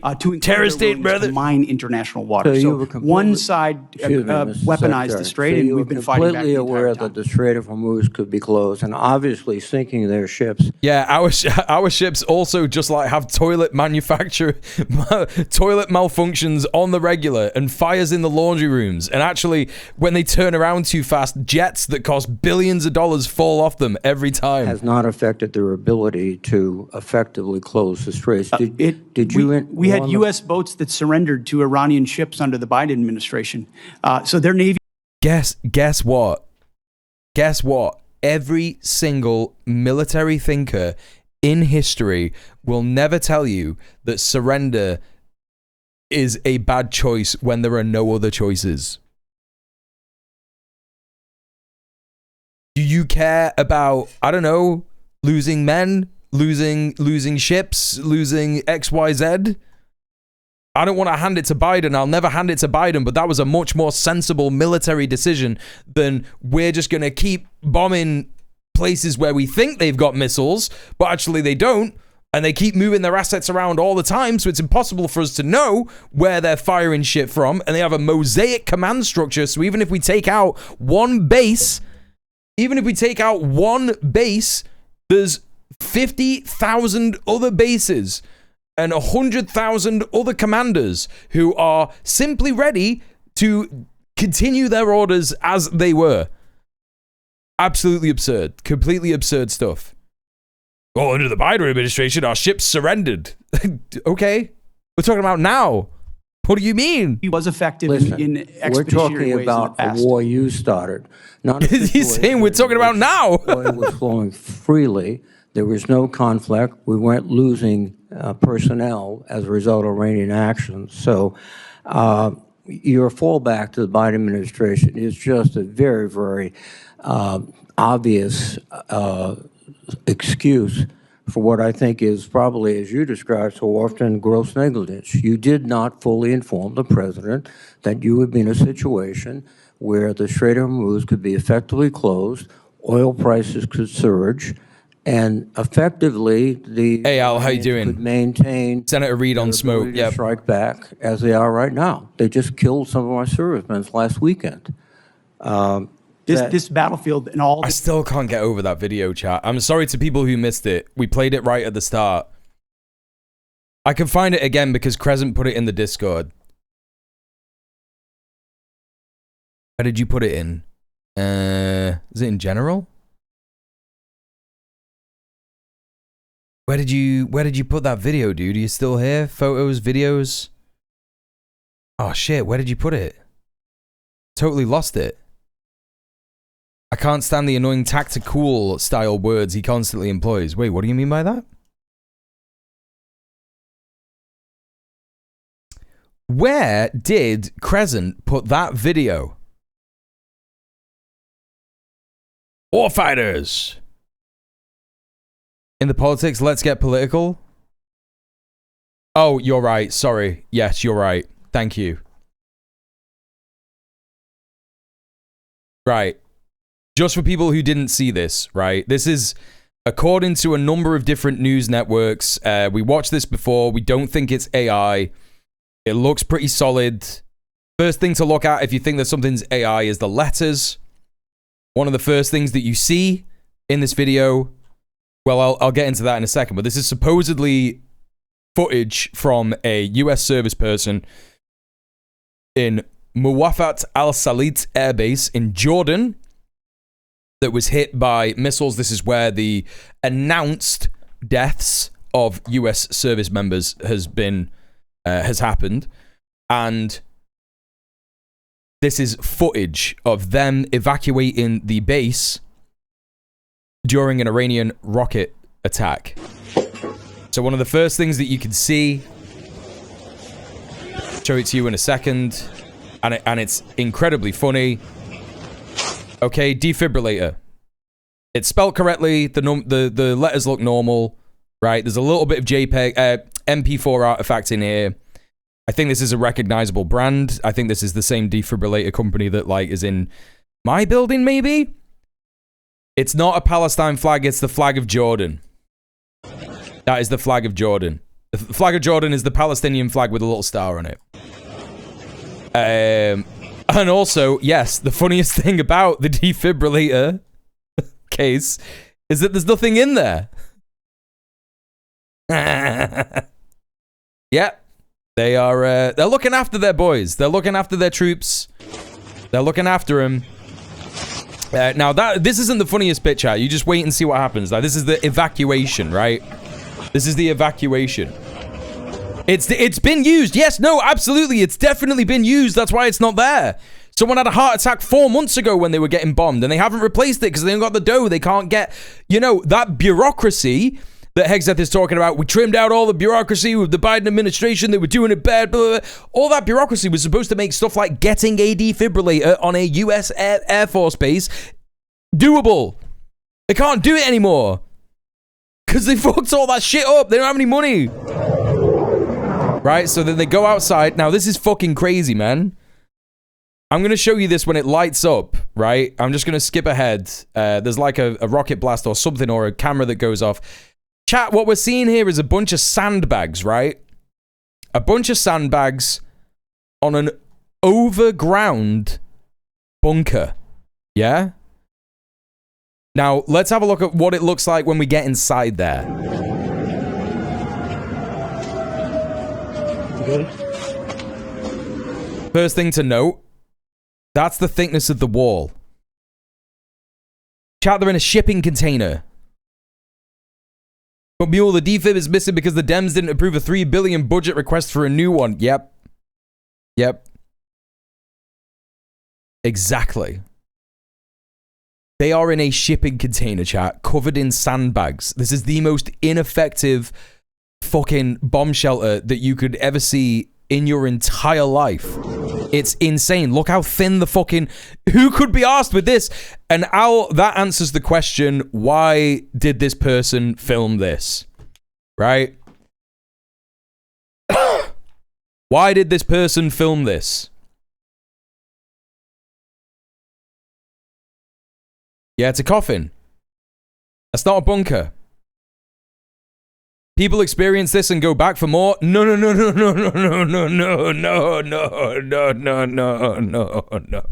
No, Plattner experienced a war where they were winning.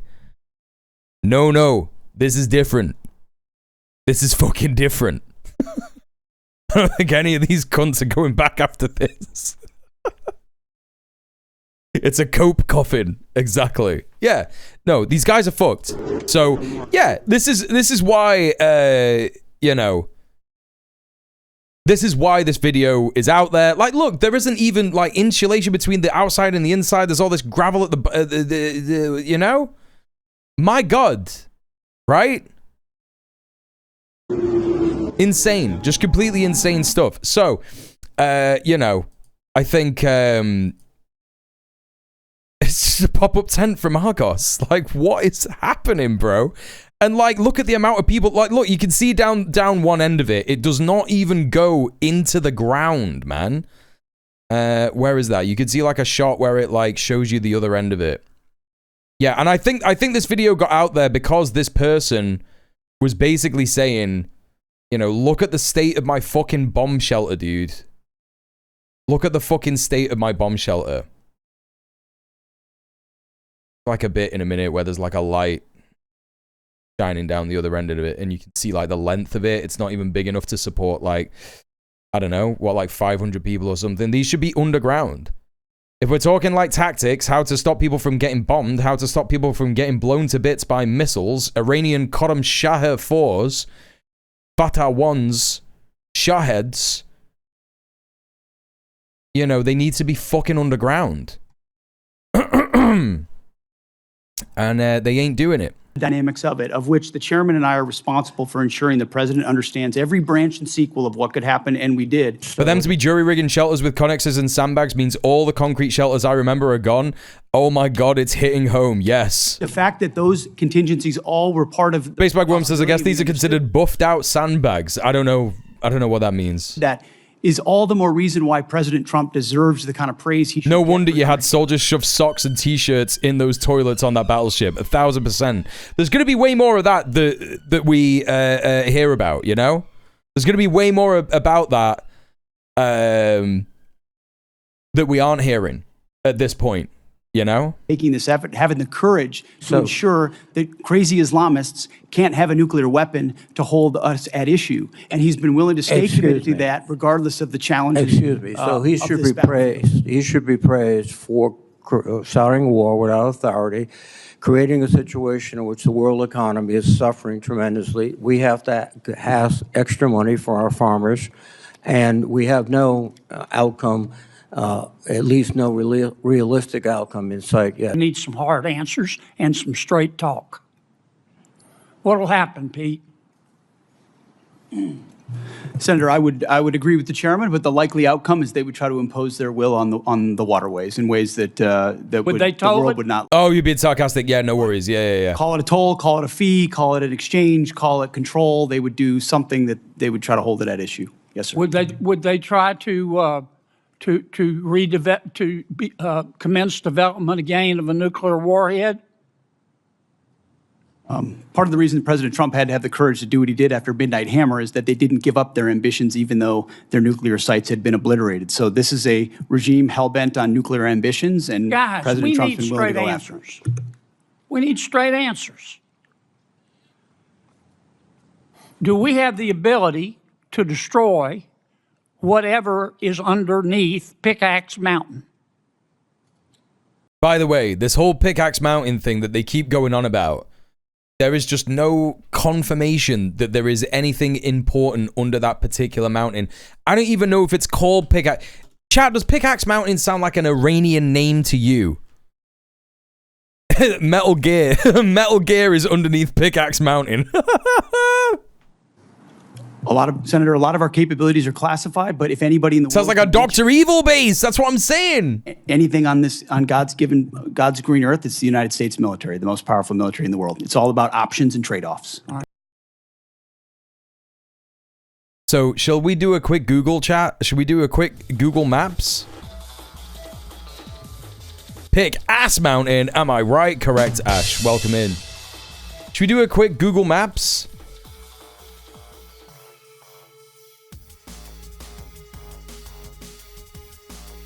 Pickaxe Mountain. Now, this could be where I eat my words, and this is a real place. Oh, wow. Would you look at that?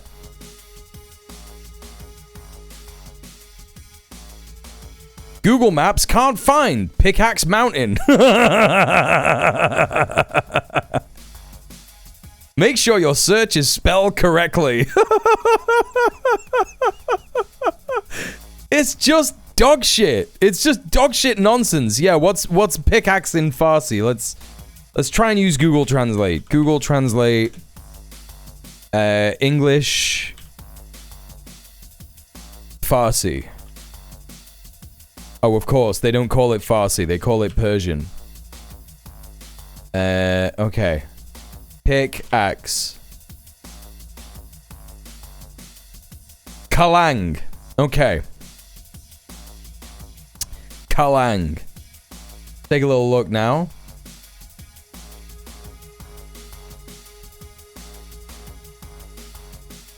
A mountain in the Zagros Mountains.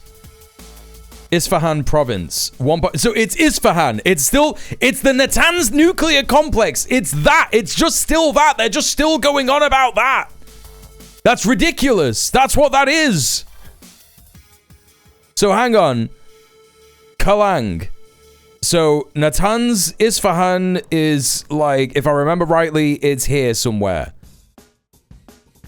They've just given it a new name because they're sick of telling everybody about Isfahan. Kue Kalang. Gazla.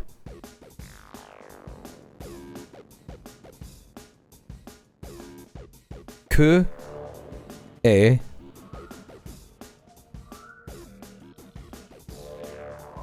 Kalang. There we go. Pickaxe Mountain. So there you go. It's just like, right? Yeah? It's there. Right near Isfahan.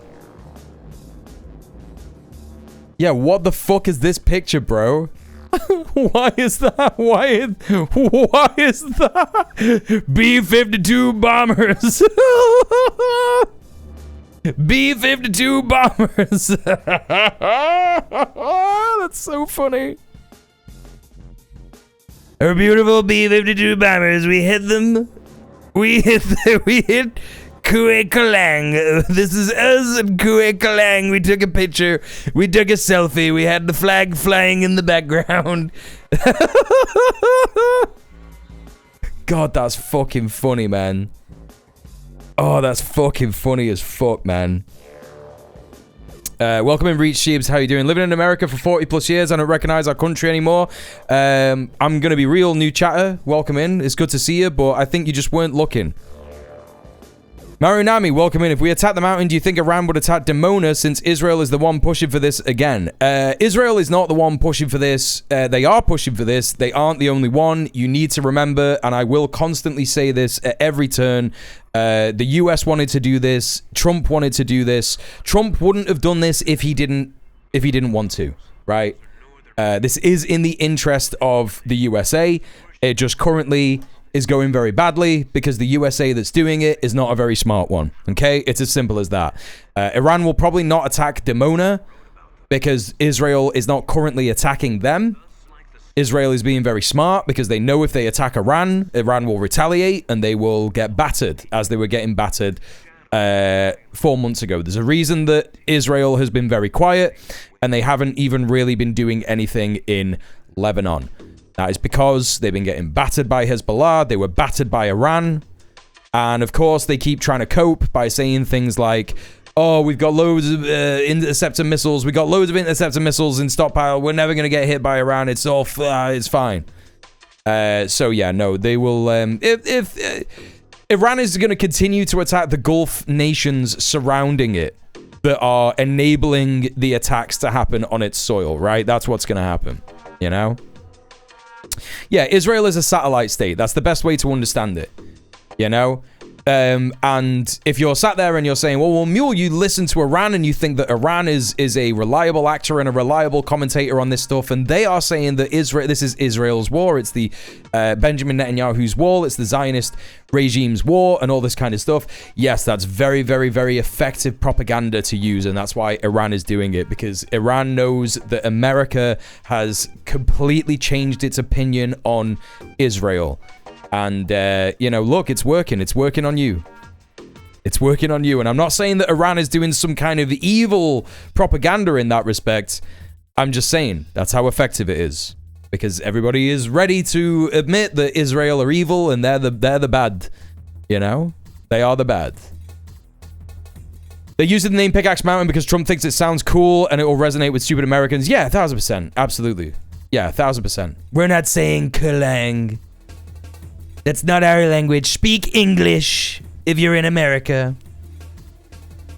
Now, chat, remember, I have been live for 2 hours. This is my full-time job. I only get a little bit of money topped up by Universal Credit, and I'm getting kicked off that in October. And I do require your donations in order to run the stream. You can see we have a monthly dono goal down there. We've had a bunch of donations today. We only need another £15 to hit the daily dono goal, but anything over that is, of course, appreciated. If everybody who passed through the stream donated £5 each, we would hit the dono goal 3 times over. And I know I've done the numbers. I'm not a numbers guy. I know that that's a bit that people do at the minute. It's one of these American podcasters that I don't care about. I'm a numbers guy. That guy, yeah, whatever. Whoever he is, don't care. But I'm not a numbers guy, but I've run the numbers. So, there you go. That's how that works. If everybody who passed through here, there's about 400 people who pass through the stream every day. If everybody donated £5 each, I'd be laughing. But I'm not even asking that. I'm asking for 11 people to donate £5 each every single day.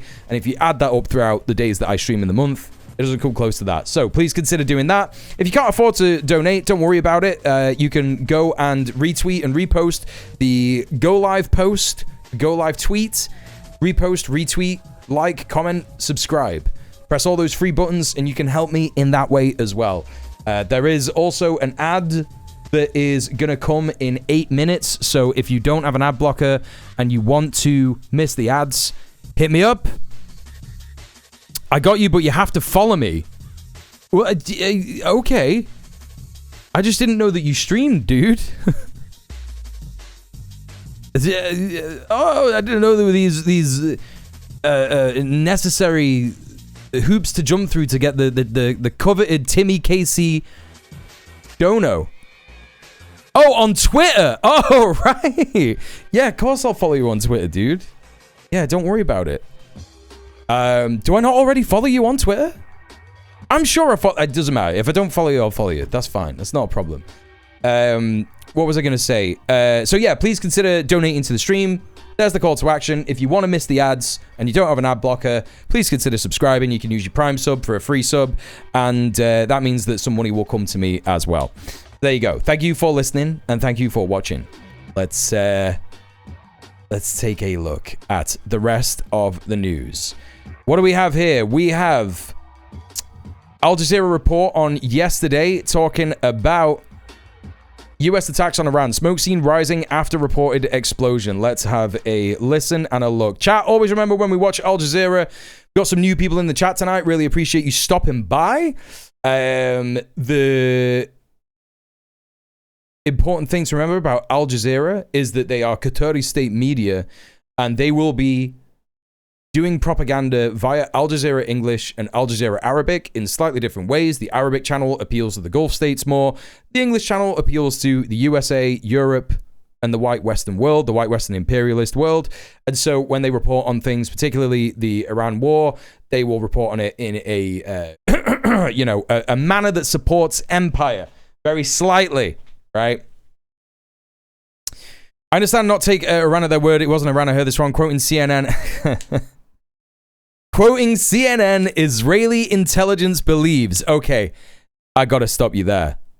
Yeah, that's the first hurdle that you've come across, right?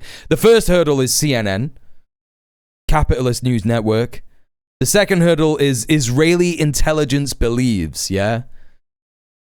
Just swap out Israeli intelligence believes, right? Swap out Israeli intelligence believes for Nazi Germany's intelligence believes. Do you trust it? They have probably not moved their enriched uranium anywhere. They have probably, if they've moved their enriched uranium, you know, what we're talking about, chat, like, you have to remember, the CNN and the Israeli intelligence are trying to portray the enriched uranium as like, this is really necessary military hardware for Iran. They need it now. They don't fucking need it at all. They could get some more when the war's over. Uranium is not a, it's not something that they're not going to be able to get when the war's done for their particular applications they want to use the uranium for, right? So you got to move away from this idea that they're desperate to protect the uranium. it is their uranium, and they're supposed to have it. Like, hello, Aurelie Astra as well. But like, you know, like at the end of the day, this is just, it's not the framing that we should be taking it as. You know, that's the important thing to remember. Iran has attacked Dimona already, by the way. Like, this is another thing to remember. Like, oh, well, Iran could do tit for tat because, you know, if they get attacked at Pickaxe Mountain, they could attack Dimona. They've already attacked Dimona. They attacked Dimona fucking 3 months ago. You know? So, yeah, like, there's no reason to, like, sit there and be like, oh my god, that's so scary, it's gonna cause a nuclear war, yada, yada, yada. They've already attacked Dimona base. They already did that. Yo, Rob with the raid as well.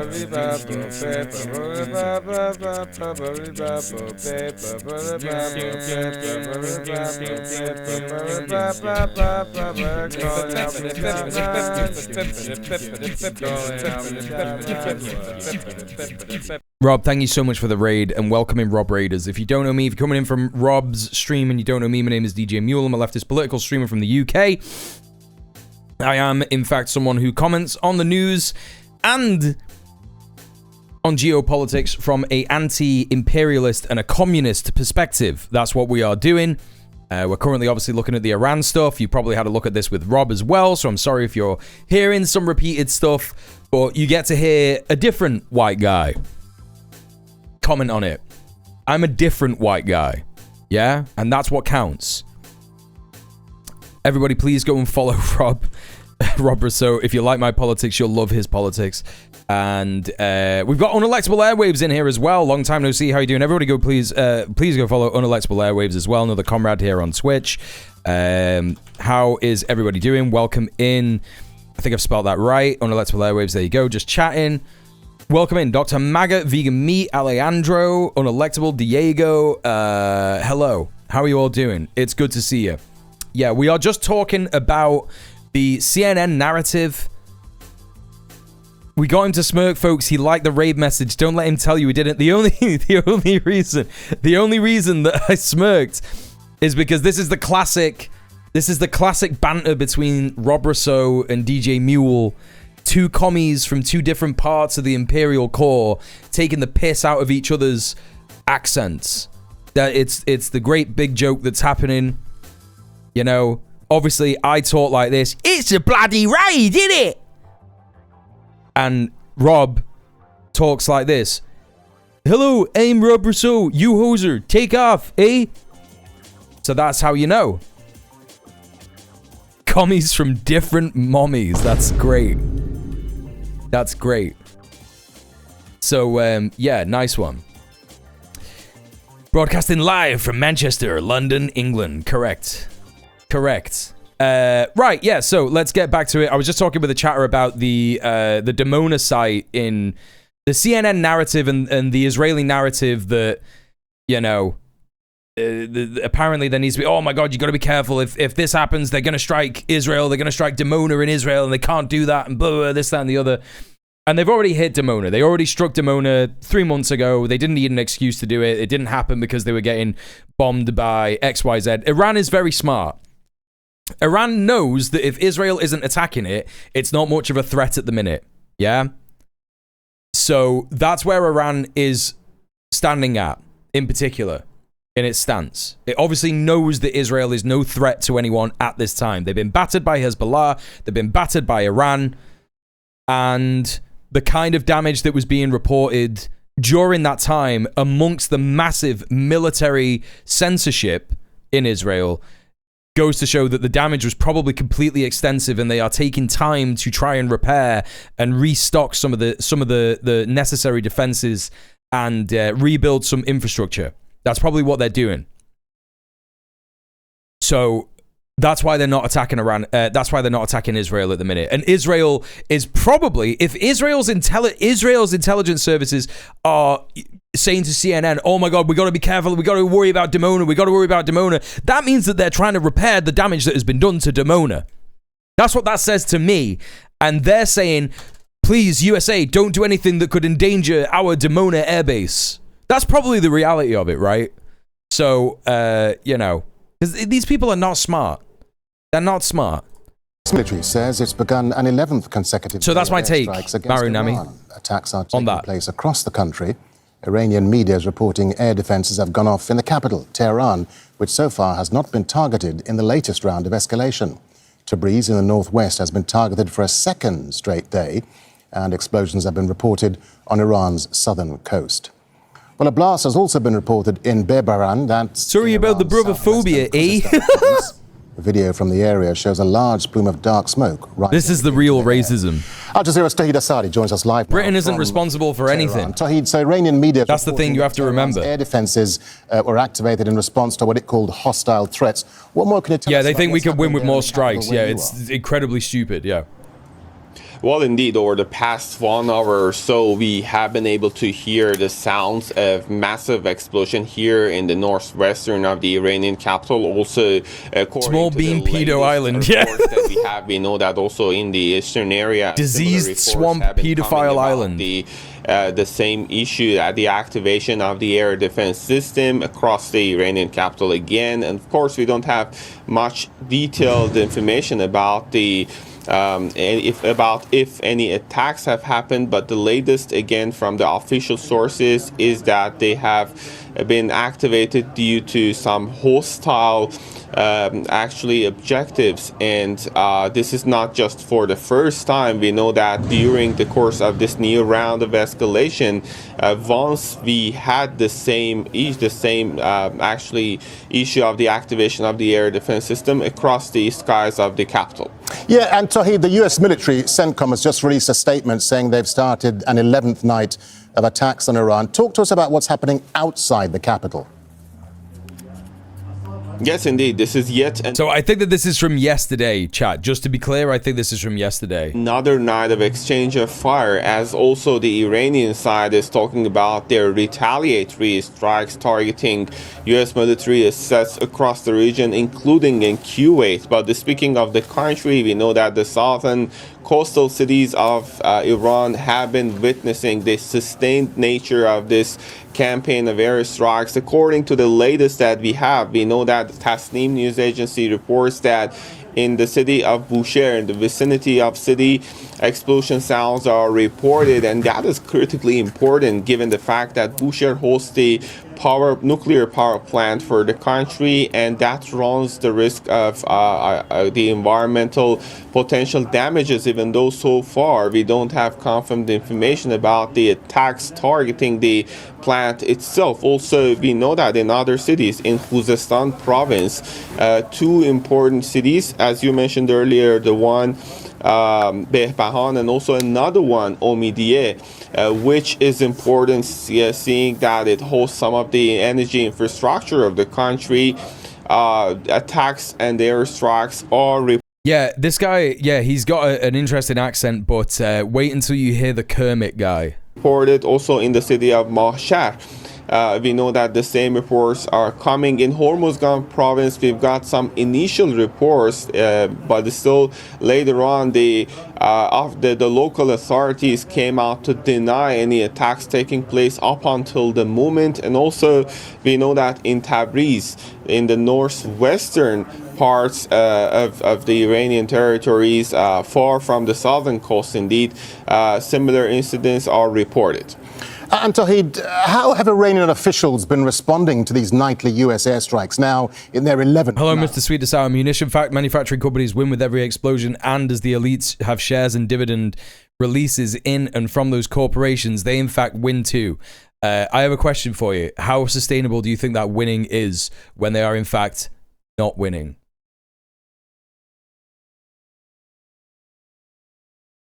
Yes, they very well maybe sat there, mightn't they, in their big houses, with their massive cars, with their yachts, with their multiple family homes, second homes, third homes, fourth homes, etc.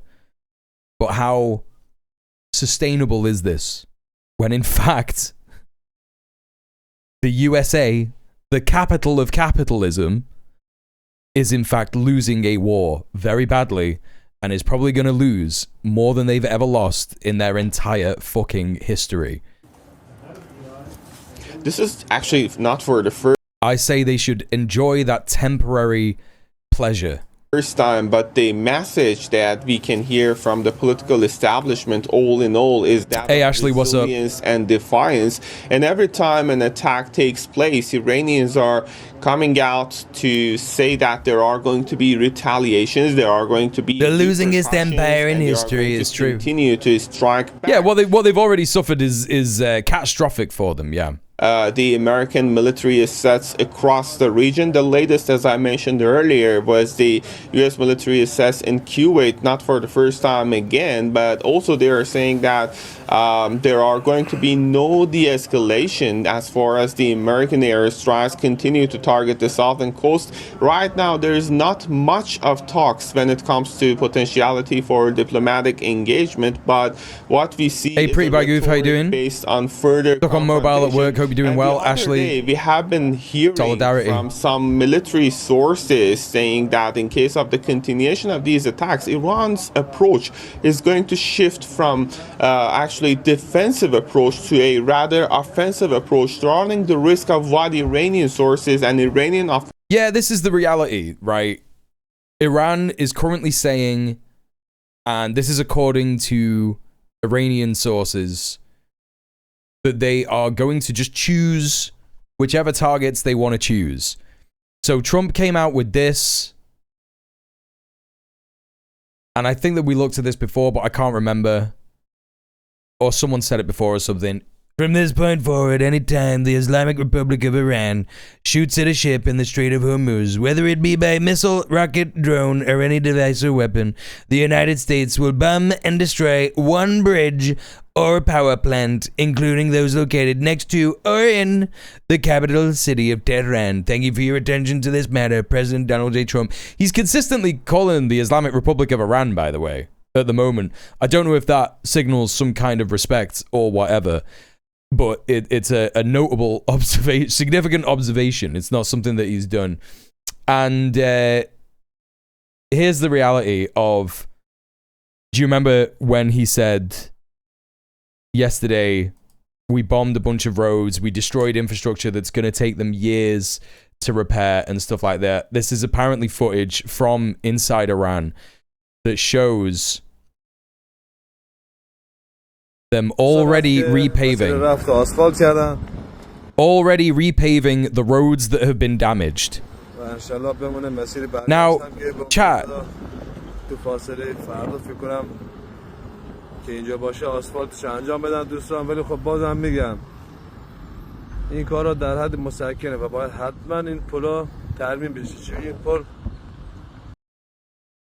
again, this is something that is only possible if the state controls production, right? Now, Iran is no socialist state. It's no China, but the state controls certain aspects of production. This is something that is little known about Iran because Iran is violently anti-communist, and they are violently anti-communist for a reason that that can be explained by US imperialism, right? I won't get into it now. It's a bit deep, but suffice to say, they're anti-communist because of various different communist groups that were funded by the CIA within Iran. Obviously, this is America's fault. Nothing to do with the people who probably had very good, well-intentioned communist ideology at the time that this happened. Nothing to do with them. More to do with the CIA. But what's little known about Iran is that the state does control some aspects of production. It does subsidize some aspects of the market. For example, healthcare is essentially extremely affordable in the same way that it is in China in Iran, right? Pharmaceutical production, etc. Things like infrastructure, yeah? Even if it's private companies doing this, you better believe they are getting held onto very tightly by the state, and they're saying, you're going to do this now, you're going to do it cheap, you're going to do it effectively, and we're going to pay you this much. Don't like it? Get in prison. Yeah, they've been prepping for this shit for decades. This can only happen in this regard. Mr. Sweet to Sour says, interesting riposte, but the 1% or whatnot have the answer. In New Zealand apocalypse evading bunkers, they can retreat to when the world and the socio-political paradigm blows up. Yeah, I mean, workers have access to bulldozers, right? We are the workers, and, you know, anything that we have built, we can unbuild. That's the reality of that. So, anyway, yeah, you know, yes, interesting riposte indeed. Yeah, you can't just retreat into bunkers. That's not going to work. You know, when the capitalists sit there and they say, you know, we've got bunkers, you can't get us, you believe them, yeah? You believe what the capitalists say. Sure thing, man. Sure fucking thing. So, anyway, you know, this is the reality of what is going on. They're rebuilding this stuff that has already been, it's already been said to have been bombed, and Trump was saying, no, there's no way, they won't be able to repair this in decades. It's an immeasurable loss for the state and the infrastructure and all this business. That's obviously wrong. We've just seen a little bit of evidence of that. It's the same as the bridges that got bombed before the Memorandum of Understanding was signed, and within a week we saw footage of those bridges being rebuilt entirely, completely done. This is the possibility of workers. This is what workers are capable of.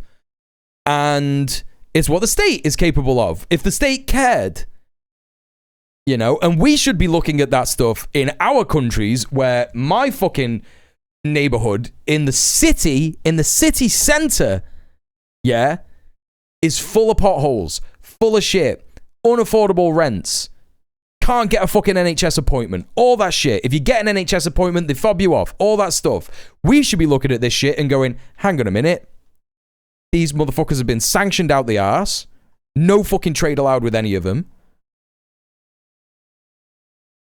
And they can rebuild roads hit with American bombs, the most expensive bombs that you can fucking get, within hours. Within fucking hours. Iran doesn't have to bomb our cities because our cities are already bombed out. Right, exactly.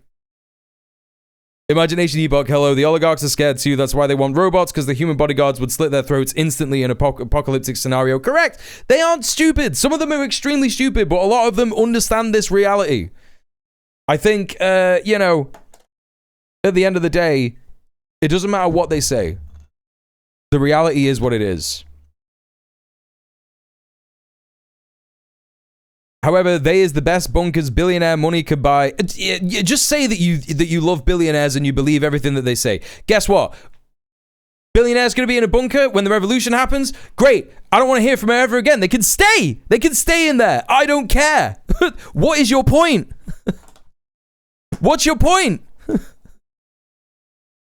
I don't understand what your point is. To just be a doomer? Oh, fuck it. They'll just be in their bunkers anyway, so what's the point in trying? Just, like, have loads of wanks and just, I don't know. Like, what are you saying? What's the point of your argument? They'll just be really deep underground. We'll never be able to get them. Yes, I'm sure there's private companies that they underpay, you know, will spend a lot of time making sure that they're really, really far underground. I'm sure that will be great for them. And that will be fine. Anyway, I'm not engaged in that anymore. Ridiculous fucking statements.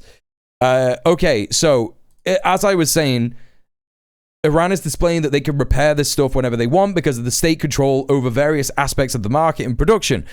And they have also said, in response to this, whenever the US destroys one bridge or one power plant, they will destroy one bridge or one power plant or any infrastructure targets in the Gulf countries surrounding Iran. Yes? You know? That's the reality of how it is going to go down. Are calling dragging the and again, critical infrastructure in Gulf countries is very critical. War beyond the region, beyond what the advisor to the Supreme Leader called political boundaries, and on that also, hey, Combustible Lemon, welcome in. Happens, there are going to be potentialities for full-fledged, all-out war scenarios. Tell you, just a final thought to you. You've been out and about talking to people in the capital where you are. What are they making of these nightly U.S. attacks? It's indeed a mixture of different sentiments highlighted by a public anger over the continued airstrikes, as we know that this is not just a military sites being targeted, but also we have reports over the past few nights about the explosions on residential areas and civilian casualties, more importantly in that regard. But in addition to that public anger, we know that there is this rally around the flag impact, and outside here in the capital, even at this hour that we are speaking late night, we can witness the gathering. Presumably will be above ground experiencing a nuclear winter plus radiation poisoning. Explain the point of digging up a billionaire under those circumstances. Yeah, so you are a doomer. Okay, yeah, I figured it out. Yeah, you're a doomer. Okay, yeah, just do nothing then, dude. Just do nothing. Yeah, just give up. Just give up and do nothing. Yeah. Yeah, if that's what you want, if you think there's no point, everything's gonna be fucked. Yeah? Just give up then. Don't do anything. Enjoy your life. Engage in Zen fascism, dog. I don't give a fuck. But I'm just gonna sit here and tell you that you're wrong. Of the people to express their anger, to express furthermore their support and solidarity with this. Can you make a cob bunker? Now we're getting the real questions. Now we're getting the real questions. The political establishment, but also we know that there is, when we speak about war, there is certainly this psychological and actually economic impact war is putting on the ordinary. No, because moist. Actually, livelihoods and pockets of very ordinary citizens across the country. That is creating obviously a sense of uncertainty and frustration. But you can use shipping containers.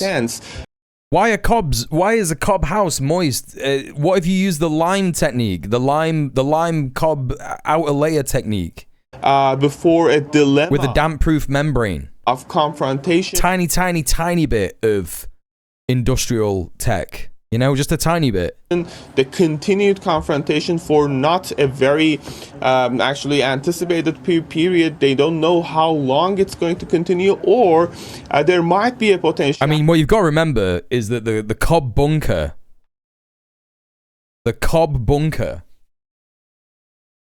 with the inside compost toilet with the vacuum methane tank,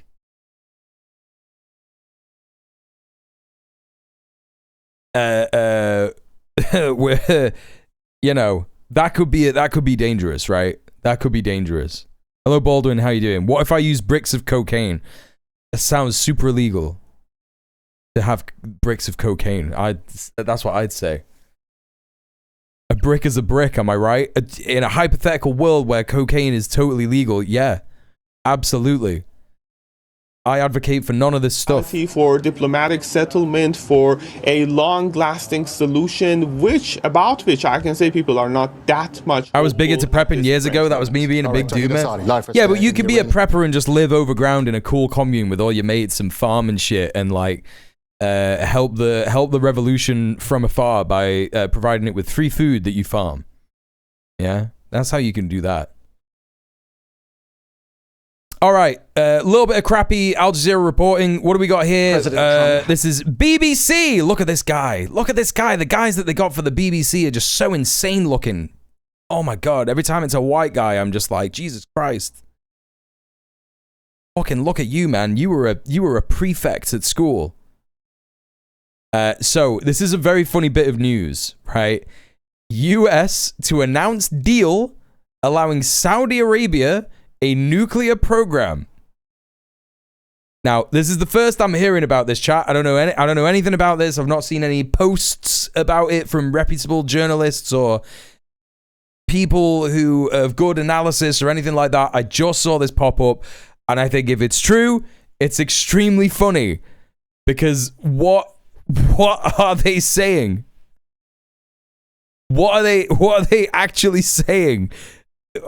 Saudi Arabia can have a nuclear program now. So what? They're gonna buy a nuke of someone and then do what? I don't know. Do you think Iran is gonna let them just like move a nuke into the country amongst all of this stuff? Real sovereign country there to need USA permission for a nuclear program. Yes, you're right. Those Gulf states, they have sovereignty. They have sovereignty. We have sovereignty, they say. Has reportedly approved an agreement to provide Saudi Arabia with enrichment capability for a civilian nuclear program. He's expected to announce the deal. Civilian nuclear.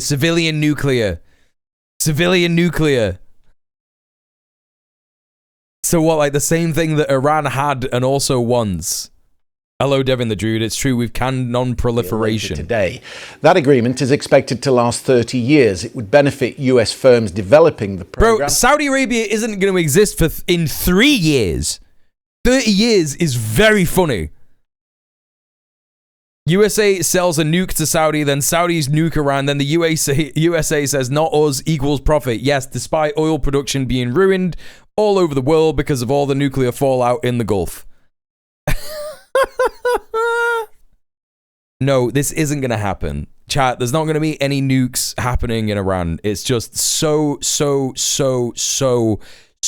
unlikely. And that potentially includes the building of a facility for enriching uranium within Saudi Arabia. What concerns some is that the agreement does not include the IAEA's additional protocol, which allows for more monitoring, inspections and verification. Yes, that's because they're a good vassal state and they do what they're told. And it is notably weaker than the restrictions the UAE accepted some years ago for its own civilian nuclear program. The US Secretary of State Marco Rubio has been commenting on this plan on the sidelines of the ASEAN summit in the Philippines. Let's have a listen. Well, I'm not going to opine directly on that agreement. We're going to put out, even when the moment is appropriate. We'll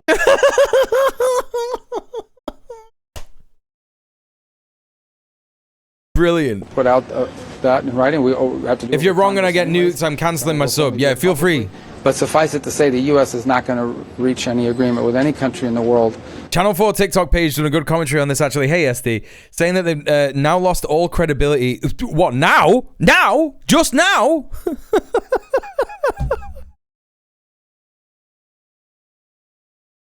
I mean, okay, yeah. I mean, amongst the imperialist propaganda machine media, certainly.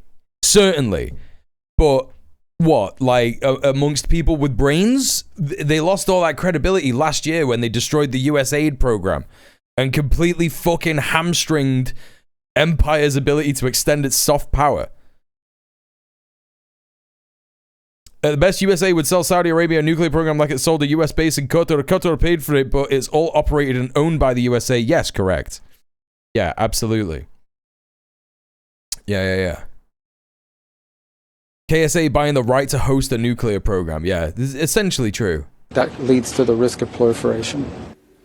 The Emiratis already have a nuclear power plant, Barakah, which is on the coastline of the Persian Gulf. In fact, it came under attack back in May. And remember, the backdrop to this is the US-Iran conflict that was all about denying... The Emirates. Why are they talking about the Emirates? Why are they talking? It's so funny. They always let it slip, man. They always let it fucking slip. They're like, yeah, actually, Saudi Arabia and the United Arab Emirates are just the same thing. They're just the same country. Whoops. Forgot to tell you.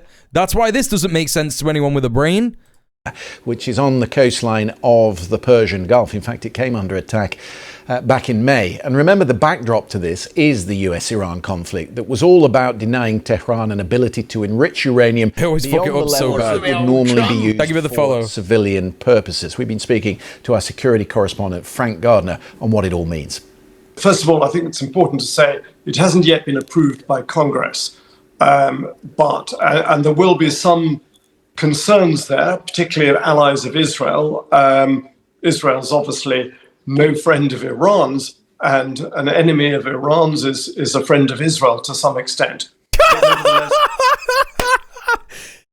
They just wing it, bro. They just like get a guy who was, I don't know, this guy will have been a general. He was probably born into like a military family.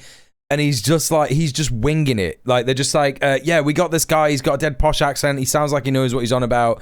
And this guy is just like saying whatever. Any enemy of Iran is a friend of Israel to some extent. To some extent, doing a huge amount of lifting there. in that statement. Yes, to some extent, like, yes, which is completely controlled by Israel, or whether they choose to find, you know, like, what? You could say that the Saudi Arabia is an enemy of Iran. On Channel 12, all they talk about is how Saudi Arabia is secretly planning to attack Israel, and all that. Like, is ridiculous. Absolutely ridiculous. You don't know what you're talking about. Regimes can change. There can be coups. There can be successions. So there will be some concern in both Israel and in Congress about this. What does it mean for proliferation? Well, to some extent, we're all cousins. Yeah, same kind of thing. Same kind of usage. At exactly what the safeguards of this deal are.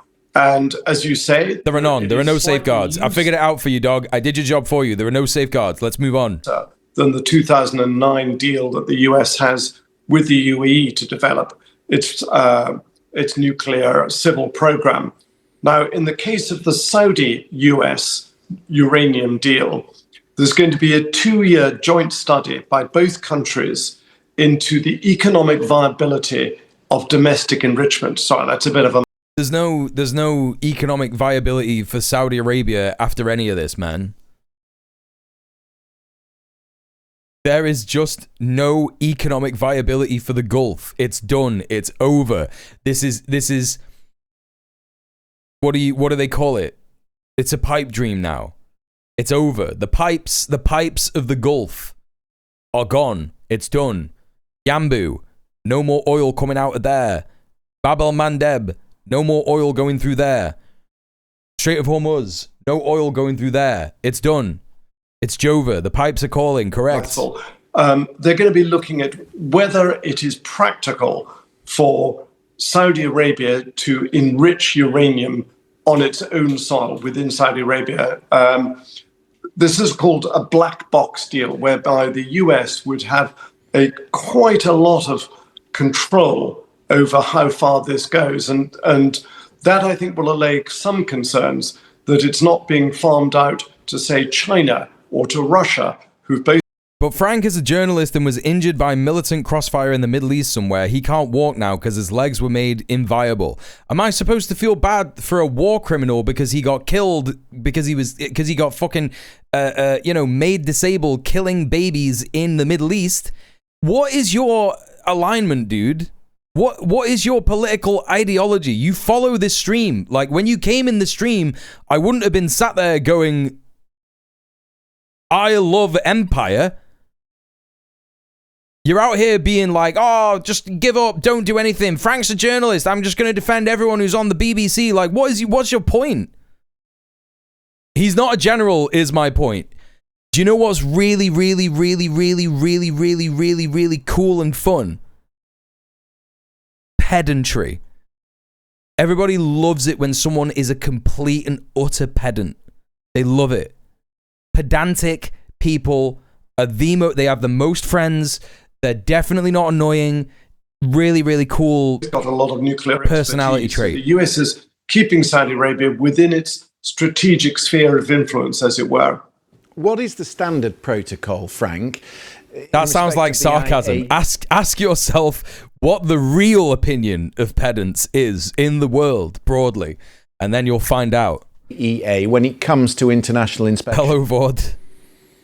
Well, I think you'd have to ask them that, but as you rightly say, there is an additional protocol that isn't present in this.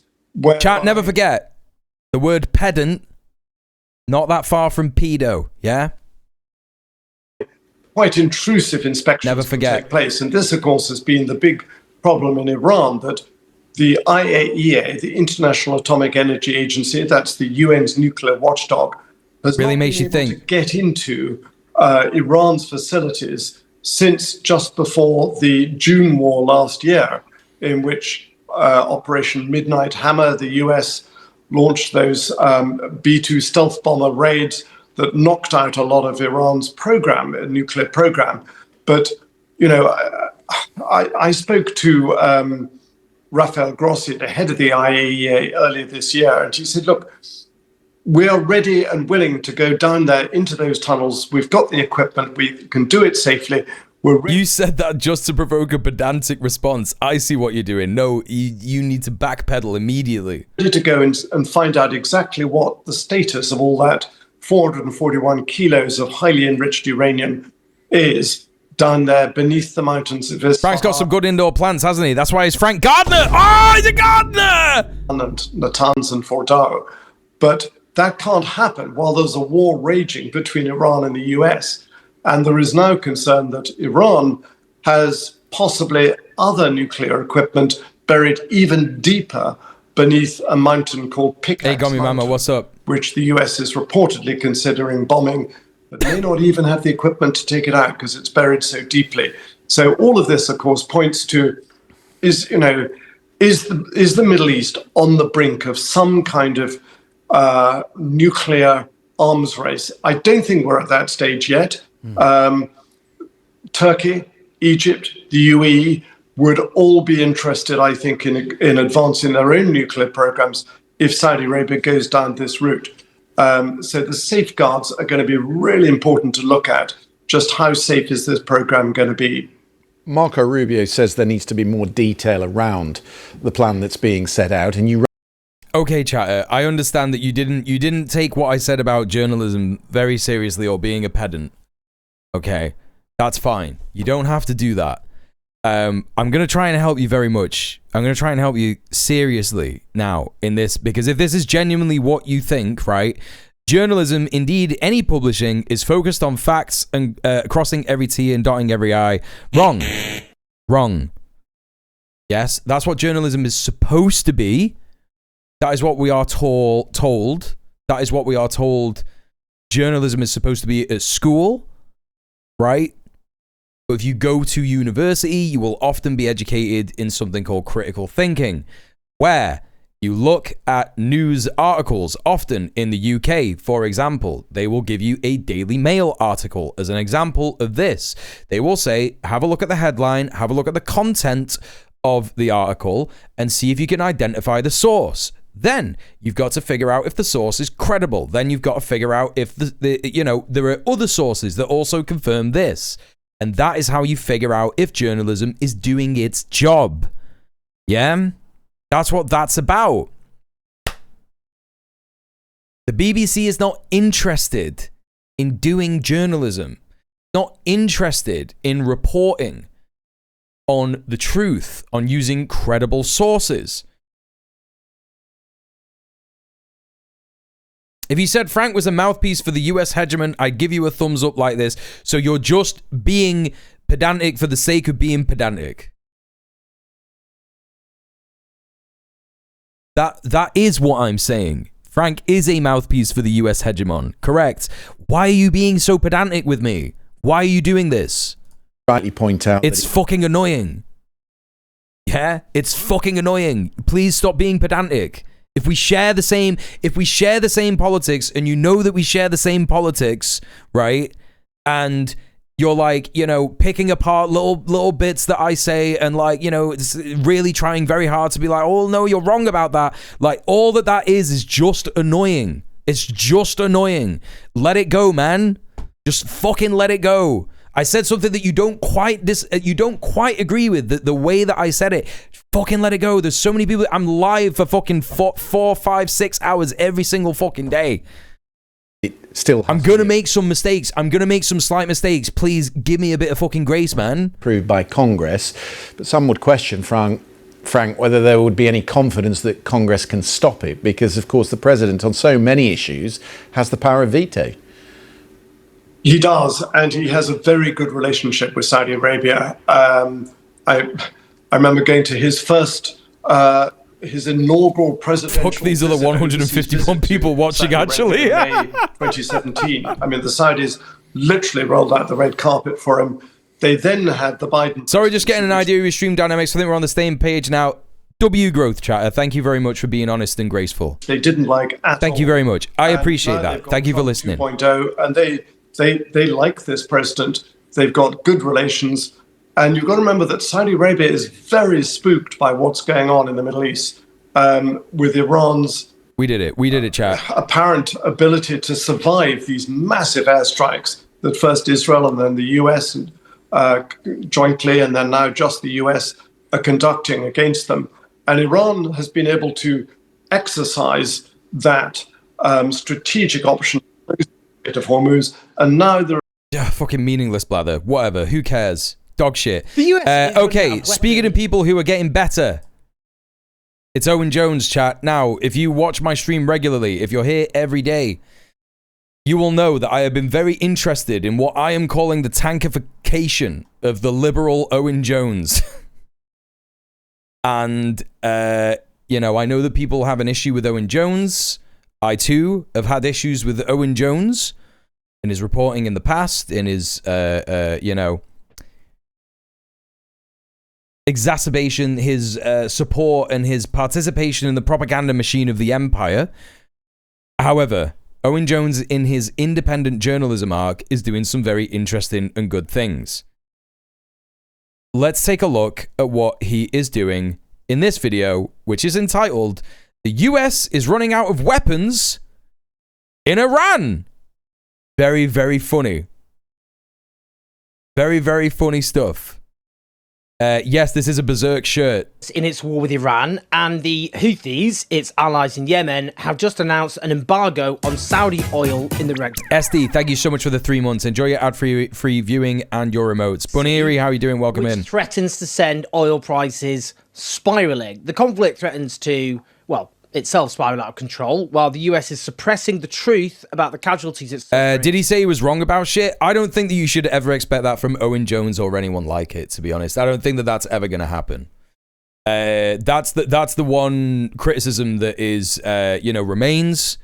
He often will, when he is questioned about it, and I've had back and forths with Jones on Twitter, and, you know, he is a mank. He, you know, he doesn't really sound like it anymore because he's lived in London for a long time, I think. But that'll be the third evolution. The third evolution will be a point where he says, and look, you know, here's the thing. This could be applied to a lot of things, right? When we're talking about people like being accountable, apologizing, actually really taking account of what they've done and going, yep, I did that. That is something that I did. I've reflected. I've had some time to think about it. And I think that that was wrong. This is something that only really happens when people are given space to do that and they're not constantly hounded and harassed and annoyed, right? And that's just something that I know from engaging in conflict resolution, you know, in having like conversations with people where they are actually wanting to be better people, and they're wanting to be better people, they're wanting to do better, and they need someone to mediate for them and stuff. You're never going to get someone to apologize by just keeping on going on saying like, yeah, but you did this. Yeah, but you did this. Yeah, but you did this. Yeah, but you did this. Right. Not even with the Corbyn stuff. No. He's not apologized for any of that. No, he hasn't. But again, you know, as I'm saying, you're never going to get anyone. This is why I'm sort of like prepping you. I'm not saying like, oh, it's fine. It's fine that he's not apologized or whatever. Look, it depends. It depends on what Jeremy Corbyn wants him to do with the Corbyn stuff, right? The people that he's harmed, for example, the Palestine stuff. Whatever the people of Palestine want, yeah? I don't particularly know what the broad population of Palestine wants Owen Jones to do about his journalism surrounding Gaza, Palestine, Hamas, all that stuff over the last 10, 12 years. But, you know, it's for them to decide, right? And it's for Corbyn to decide what he wants him to do or anything like that. It's not really for us to say. We can sit here and be critical and say this is dog shit, like this is bad reporting, obviously it's wrong, yada yada, and we can criticize from this place, from an analysis perspective. But when it comes to actually trying to get him to apologize, we're never going to do that. There's no point. There's not even any point in complaining about it or getting mad about it. I think that what we have to do is we have to look at the progression of where he was and where he is. And there is a genuine, I'm calling it, as I say, tankification of Owen Jones, because he's realizing actually the position of Western hegemony and what it means, rather than, you know, just sitting there and saying what his editors are telling him to say, which is liberal so-called journalism, yeah? I agree. Yeah, I mean, this is the thing. You have to want to change. At some point in the future, I think that he probably will turn around and go, I've had some space to reflect. I did some bad stuff back in the day, right? And hopefully that won't be in front of a forum after the revolution where we're sat here and going, yeah, You were part of the propaganda machine, Owen. You lied about the empire. What are you going to do about it? 10 years in the gulag, right? And the damage. I'm just going to go run to the toilet, chat. Iranian missile and drone strikes. Now, let's just start with a detail buried in a Washington Post piece headlined, US teeters on all-out war with Iran after more troops are killed. The US is planning for a wider war. That's a US official they're quoting, saying that they're familiar with internal administration discussions, adding the Pentagon was increasing the number of military aircraft in the region. But this official, who spoke on the condition of anonymity, cautioned that the expansion of US operations will be limited by dwindling stockpiles of air defense and long-range munitions and constraints on the ability to surge more troops and aircraft into the area because of battle damage. The official is quoted as saying, "We do not have enough to safely sustain operations." And I don't think the White House is aware of that. Now, days before the war, it was reported, and I myself reported on this at the time, that Dan Kane, the chairman of the Joint Chiefs of Staff, that's the highest ranking military officer in the US and Trump's principal military advisor, he warned that there were shortages of critical munitions and also that the US faced inadequate allied support, and that was a risk, a significant risk, in attacking Iran and launching what is an illegal war of aggression. He noted that American stocks had already been depleted by support for Ukraine and also supporting Israel's genocide against the Palestinian people, as well as operations against the Houthis in the Red Sea. That particularly meant weapons such as the THAAD and Patriot interceptors used against ballistic missiles, as well as the Navy's SM-2, SM-3 and SM-6 missiles, that they were just did not have a large stockpile of these weapons, and they faced being depleted. The Wall Street Journal at the time reported that that Dan Kane had led Pentagon warnings that an extended campaign risked casualties, depleted air defences and overstretched force. The concern wasn't simply that America could not continue fighting, but that consuming scarce interceptors would impair its ability to defend allies or fight a future war against China. Now, in the first 2 days of the war alone, the Pentagon estimated the US expended $5.5 billion of munitions. A later Center for Strategic and International Studies assessment estimated that during the first 39 days, the US may have consumed more than half its pre-war inventory of 4 of 7 critical. He's pretty slow on the uptake of this story. This is something that I covered on the stream as it was happening. So I do appreciate Owen Jones using this. I mean, you know, look at his audience compared to me. He's got 100,000 views. This is good stuff. You know, and this is the kind of people that are saying stuff in the comments on Owen Jones video. This is Owen Jones videos. It's actually impressive. Ceasefire equals US reload. Peace deal equals Israeli genocide land grab. Are the Gulf states happy with the useless security they're getting from the US? US and Israel caused this global economic problem. US empire bankrupt in many ways. Could not have happened to a more deserving military empire in decline. Empire in decline. These are people watching Owen Jones videos, chat. Right? You know, this guy, he still writes for The Guardian. He still writes for The Guardian every now and then. But he often wrote for The Guardian in a extremely liberal way. It's really impressive. Today's news weeks ago, yes. Literally. That's what you get with the djmuel broadcast. And yeah, we are coming up on another ad break very soon in the next 15 minutes. Chat, this is my full-time job. Please consider subbing off Twitch using the tip link in the chat and donating some money. I can't remember how many we need, how many donors we need, but this is my full-time job. And I do require your donations in order to continue doing my full-time job. So please click the Streamlabs djmuel/tip link in the chat. If you like what you're watching, if you've laughed, had fun, learned something, please consider donating.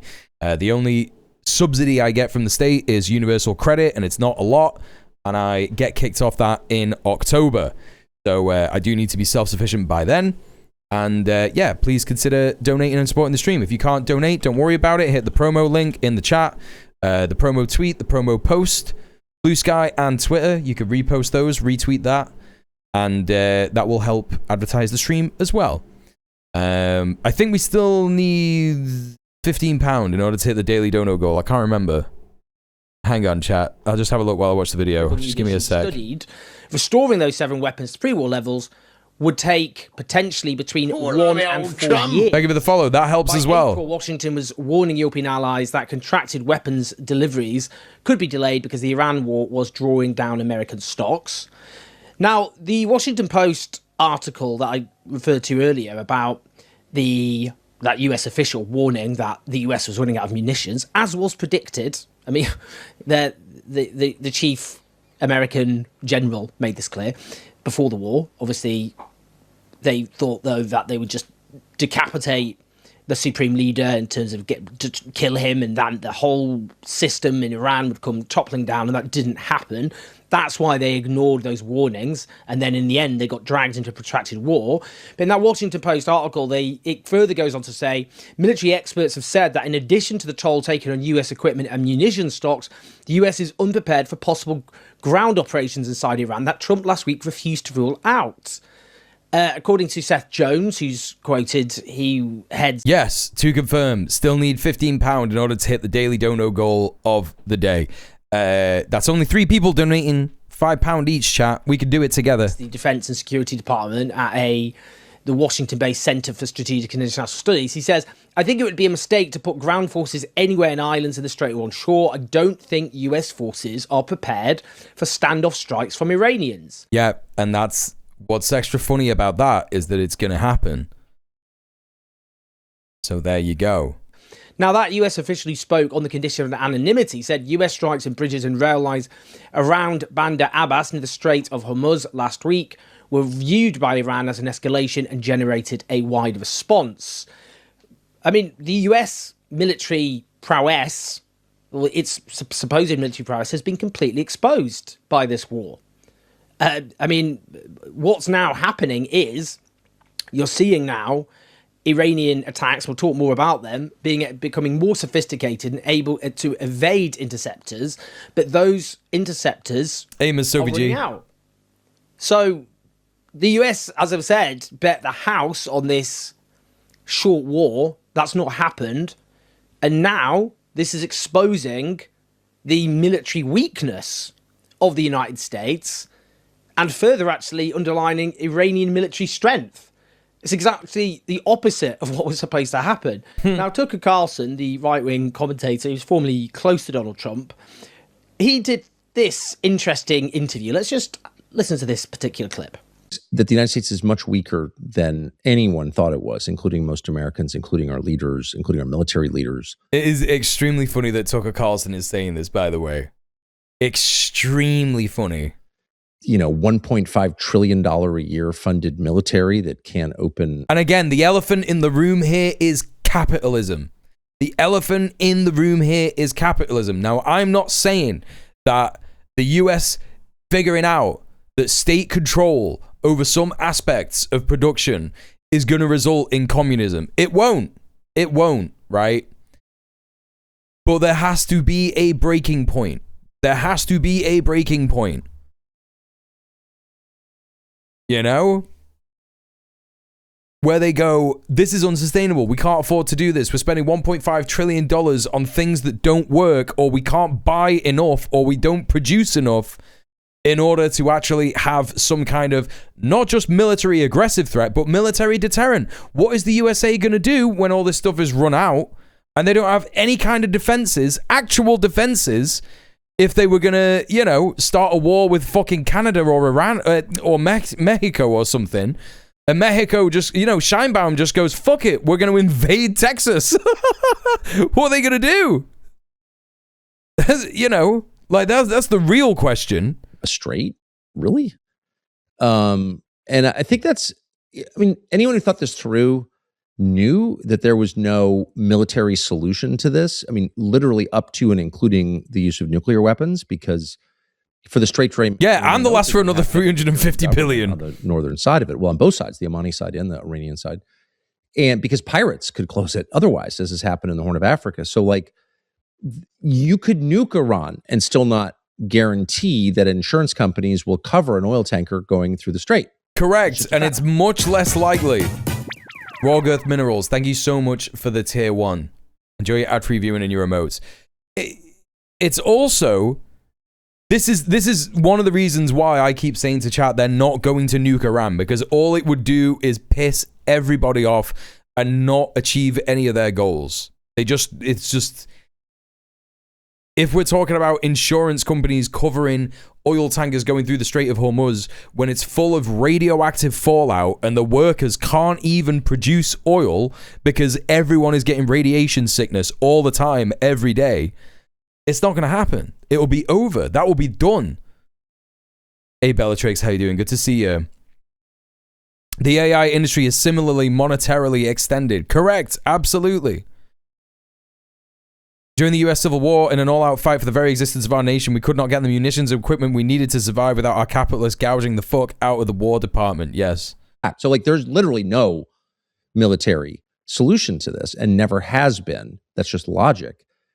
However, what we've seen since February 28th is just and this is the thing that weighs on me the hardest, is just a ongoing, perpetually unfolding humiliation, where everything about what the United States said about itself, we're the preeminent country in the world, we've got the greatest military in the world, it's like all fake. Well, that's quite striking. Tucker Carlson is going to be the Erdogan of America. I know that Trump is trying to make himself the Erdogan of America, but I can see it coming now. Tucker Carlson is going to run for president next year.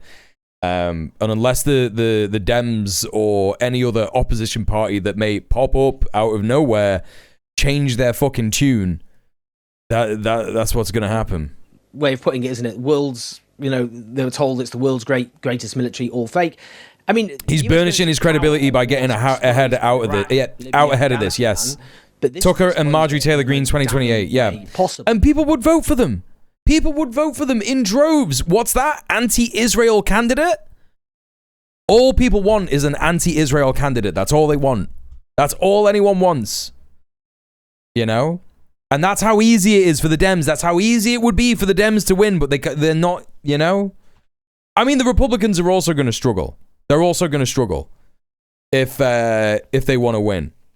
But I think that Trump might be mad enough to try and run for a third term.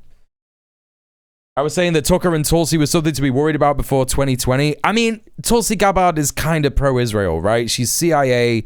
She loves all that shit. Mule, have you seen Starmer's latest TikTok? Okay, chat. It's time for a timeline cleanse. Timeline cleanse. I have to log in on the... Oh, no, I don't. Not to find Keir. I could just search for Keir Starmer, can't I?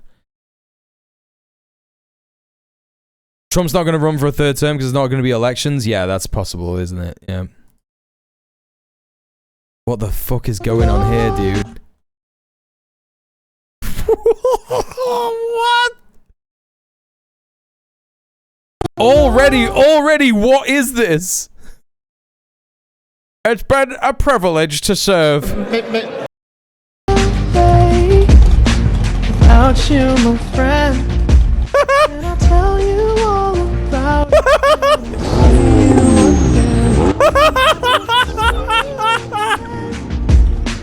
Hey, thought you could leave without saying goodbye.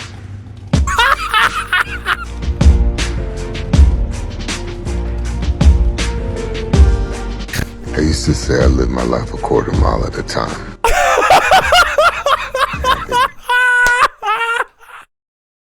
That's why we... It's so long! Because you did too. This is your car. My car? Everything I went through, you were standing there by my side. Cause we're brothers first. You're all free. Home is sweet home. Talk about family with everything I went through, you were standing there by my side. And now you gon' be with me for the last ride. Wanna go for a drive? No matter where you are, Whether it's a quarter mile away. Him doing the fist bump.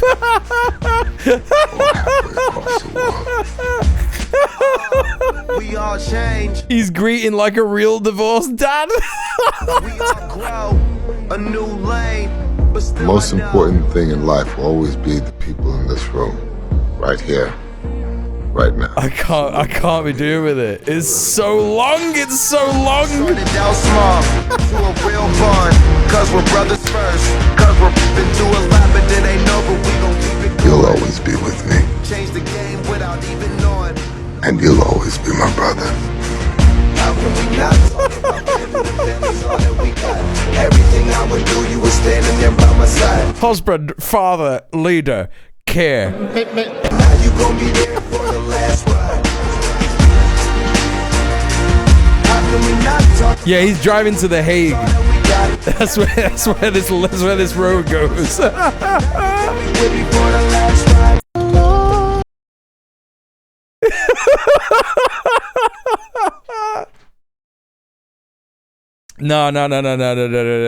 This is all this is, yeah. All this is. Sat at home staring into the middle distance, 6-7 in. All this is, right? All this is. UK, you won most cringe political leader. Oh yeah, we won that years ago, man. All this is. By the way, we've got a hype train, apparently. Do you know what? You all deserve something much better after that. His social media team cars making the 7 or 8 minute journey from going insane. Yeah, let's listen to some tunes. Chat, if you want to keep listening to tunes, hit me up with some subs in the chat and whatnot. Yeah, you know the score.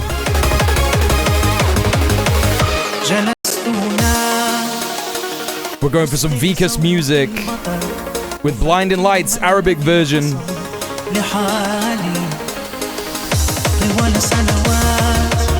The PM of the UK posted that, yes.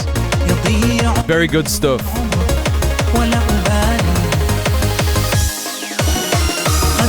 Chat, we got 1 minute left on the hype train. Maybe 3 subs or something would continue it. It's up to you.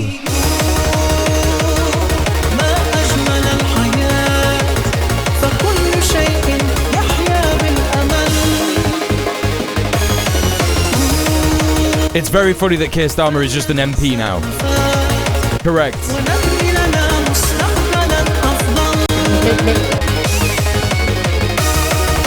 Devin the Drew, thank you for the Prime sub.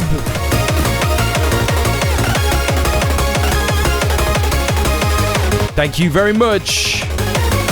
Enjoy your ad-free viewing and your remotes. Probably just need another sub and we can keep this hype train going, chat. 20 seconds.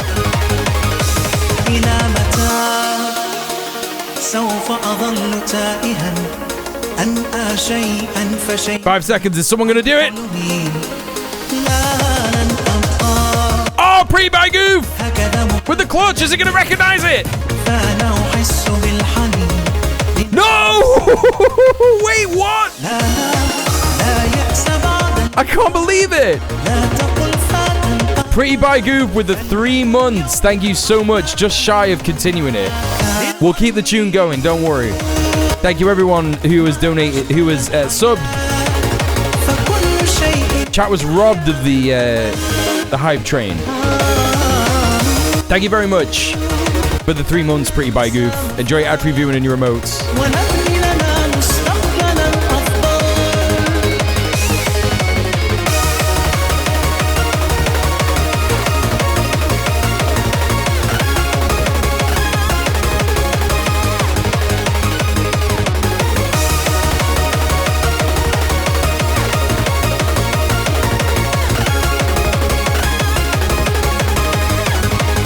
Huge banger.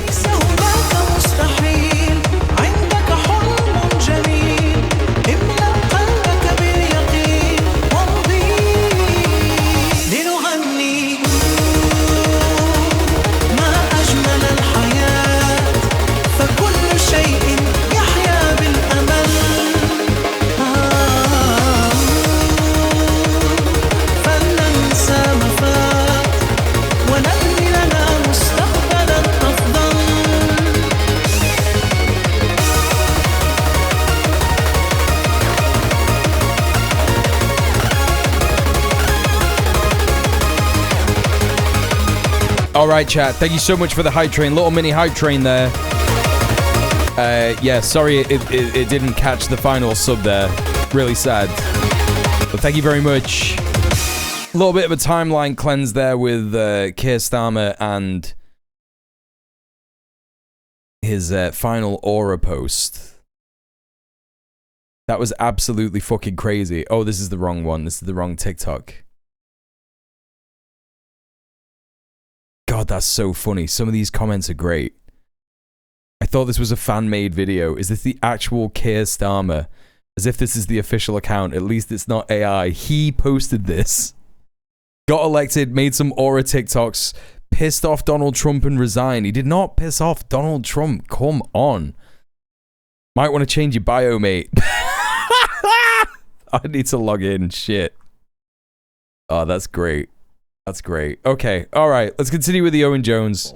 Now, despite all of that, the US is targeting civilian infrastructure in Iran, including bridges, energy facilities, and a key Iranian port. These are all war. Change that bio, dickhead. Very clear about this. Targeting civilian infrastructure. See you with the Hague. The US is doing in Iran amounts to a war crime, and it's a sign of a desperate, flailing power unable to get its way, which it presumed it would through sheer might. Yeah.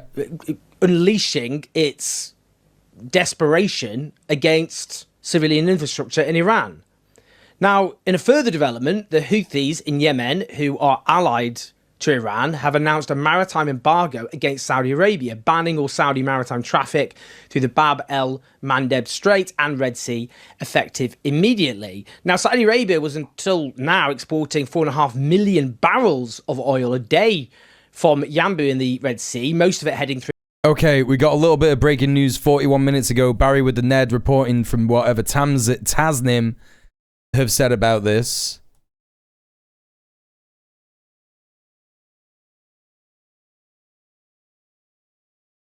Tasnim, a Saudi oil tanker was struck by a missile approximately 70 kilometers north of the Yemeni border and is currently on fire. The tanker's capacity was approximately 500,000 barrels and it originated from Yanbu. Holy shit.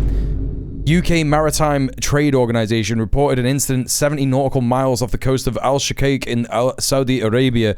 The master of a tanker reports being struck by an unknown projectile which has caused a fire on board that the crew are currently fighting. Holy fucking shit.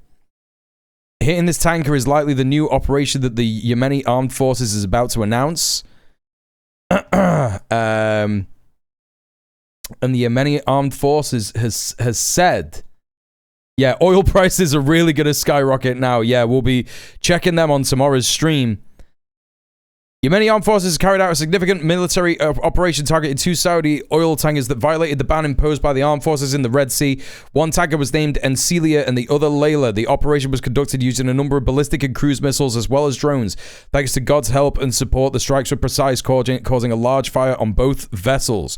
In the same context, the Yemeni Armed Forces have approximately 10 ships to retreat and return. Have forced approximately 10 ships to retreat and return. The armed forces will continue their naval operations against the Saudi enemy and will continue to enforce the equation of siege with siege. We affirm to the Saudi enemy that any folly or aggression directed at our country will be met with large-scale operations deep within its territory, and the consequences will be dire, God willing, and by His power. Well, they said it will happen. God's help my ass? What are you saying that for? What are you saying that for? Bellatrix also says, I've got to mention briefly the amazing art community on Twitch has raised over $25,000 in 2 weeks for this children's charity. Good people and community still exist. It gives me hope amongst all the horrid things going on. I wanted to share that bit of light with anyone who needs some positive news to balance things out. You gotta come to the stream a bit more because we talk about things all the time that is good that's happening. Just that so much war comes from disagreements about religion. No, it doesn't. Do you watch this stream? Really?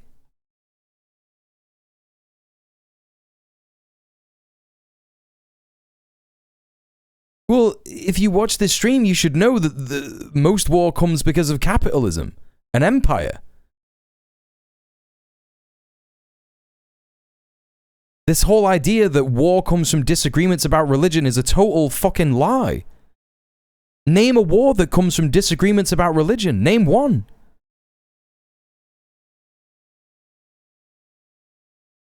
Come on, man. They use religion to hide behind. Yes. Which means that they don't happen because of disagreements around religion. Even the Crusades were a land grab. Yes. Correct. Come on. Lock in. Yeah? This religions thing. It's a kind of thing that boomers say. It's the kind of thing my mum says. My mum says, oh yeah, well, Israel and Palestine are at war because Jews don't get on with Muslims. Nonsense. Complete nonsense. Also, yeah, Yemeni people and Saudi people pray to the same God.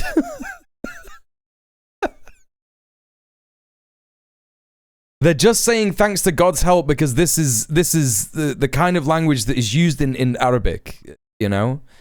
You'll find TikToks of like people talking about like, you know, what Arabic conversations sound like if they were translated literally to English, and there is just a lot of God in there, right? You know?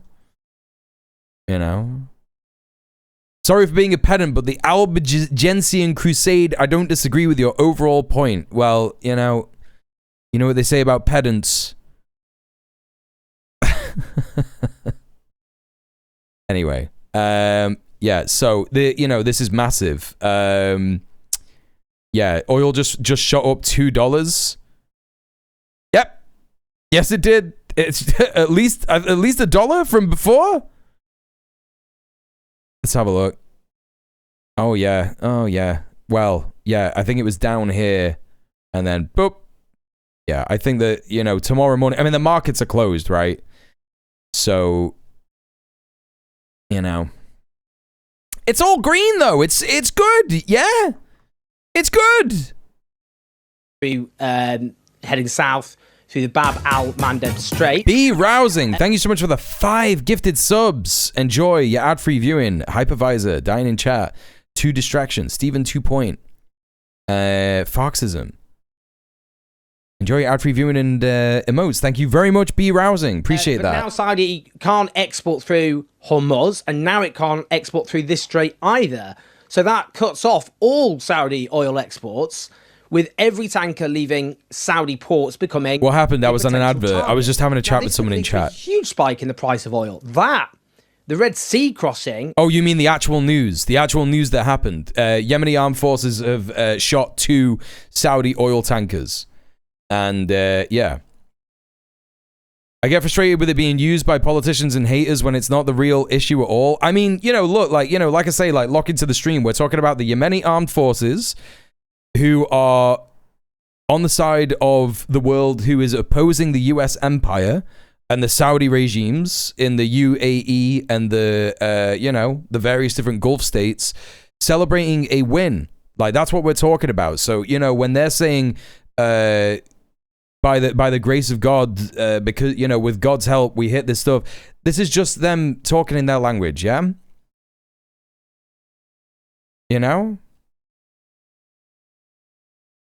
That's all that is. So I understand where you're coming from, but like, that's not what's happening here. It's not what's happening here. Is even more important as an economic artery, one of the world's great economic arteries, than the Strait of Hormuz. So, I mean, with... It's like West is saying, oh my God, and also by God. Yeah, by God, we will hit them, yeah. Oil taken out the system, that is set to cause a really big spike in the price of oil. Now, Trump claims, essentially, that... Oh, my science! Military crushed Iran. Let's just listen. I'm often saying that. No one ever says, oh, my science, when they're hitting the O. Oh! Like that.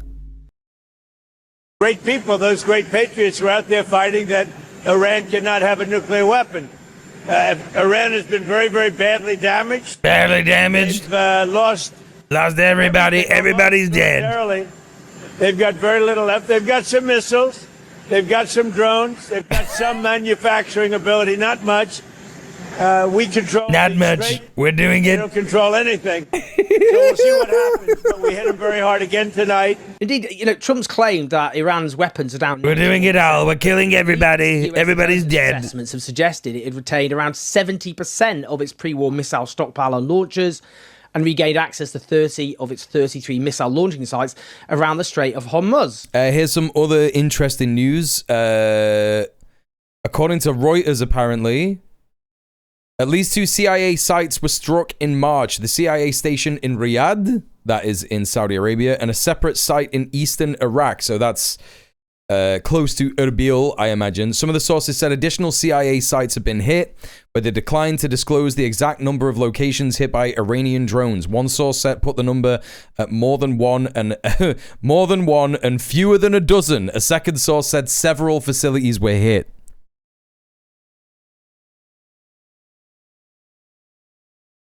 That's actually fascinating. 11? Do they mean 11?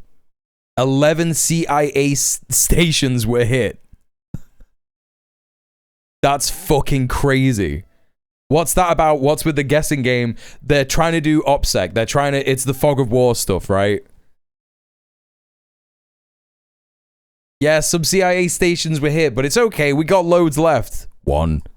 It's just a nonsense. I mean, Iran's military capabilities remain completely intact and able to inflict huge damage. Just gonna make some on US warm up my tea chat and economic infrastructure in the Gulf states. We know 3 US soldiers killed by Iranian strikes on Jordan and Iraq.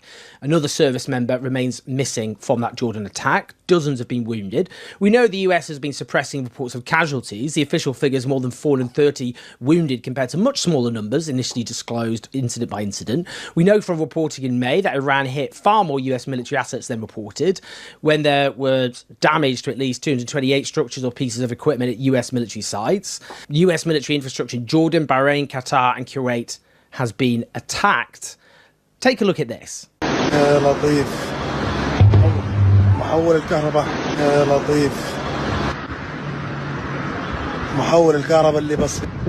That's footage of the Al Subia power station and water desalination plant in Kuwait after Iranian strikes.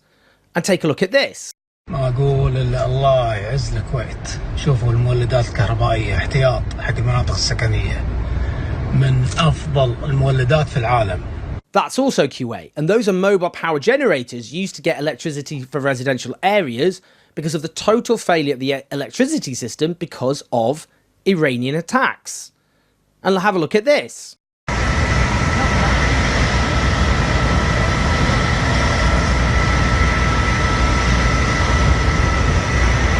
That's a Kuwaiti Ministry of Interior building after it's hit by Iranian ballistic missiles. Now, in terms of the damage being inflicted, we don't know because these Gulf states are doing everything they can to suppress information about the damage, including menacing people with arrest if they share footage, evidence of the attacks to the wider world, because they're trying to protect their reputations as the oasis of calm, which obviously is completely destroyed, which is so fundamental to their economic model.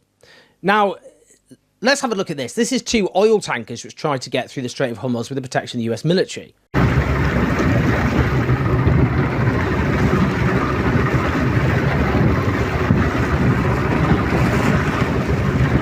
I mean, it's just delusional on the part of the US if they actually think that they will be able to get ships through the Strait of Hormuz without Iranian permission. Now, what's Iran's thinking? Now, the Iranian American academic and political scientist Vali Nasser wrote a piece for the Financial Times arguing that Iran returned to war because it viewed the ceasefire not as peace, but as a temporary American retreat. Tehran believed it emerged from the first phase with a crucial strategic advantage, effective leverage over the Strait of Hormuz, and that Washington then tried to strip that advantage away by rebuilding its forces, resisting Iranian control of shipping routes, and withholding economic concessions. So Iran's calculation, therefore, is that escalation, however costly, is its best means of forcing Trump into a serious settlement. It will absorb US bombing, attack American bases and Gulf infrastructure, and use disruption of Hormuz to make the global economic cost intolerable. Its bet, he therefore suggests, is that Iran can endure more pain than Trump can politically sustain. Let's have a listen to him here as well, being interviewed. This crisis cannot just be resolved in 2 weeks, because let's say if Trump sends the Qataris and the Pakistanis in 2 weeks and says, let's go back to... If he hasn't suffered sufficient pain... Mule, how many US troops do you think that have died so far? Hard to say. Less than... more than one, less than 5,000.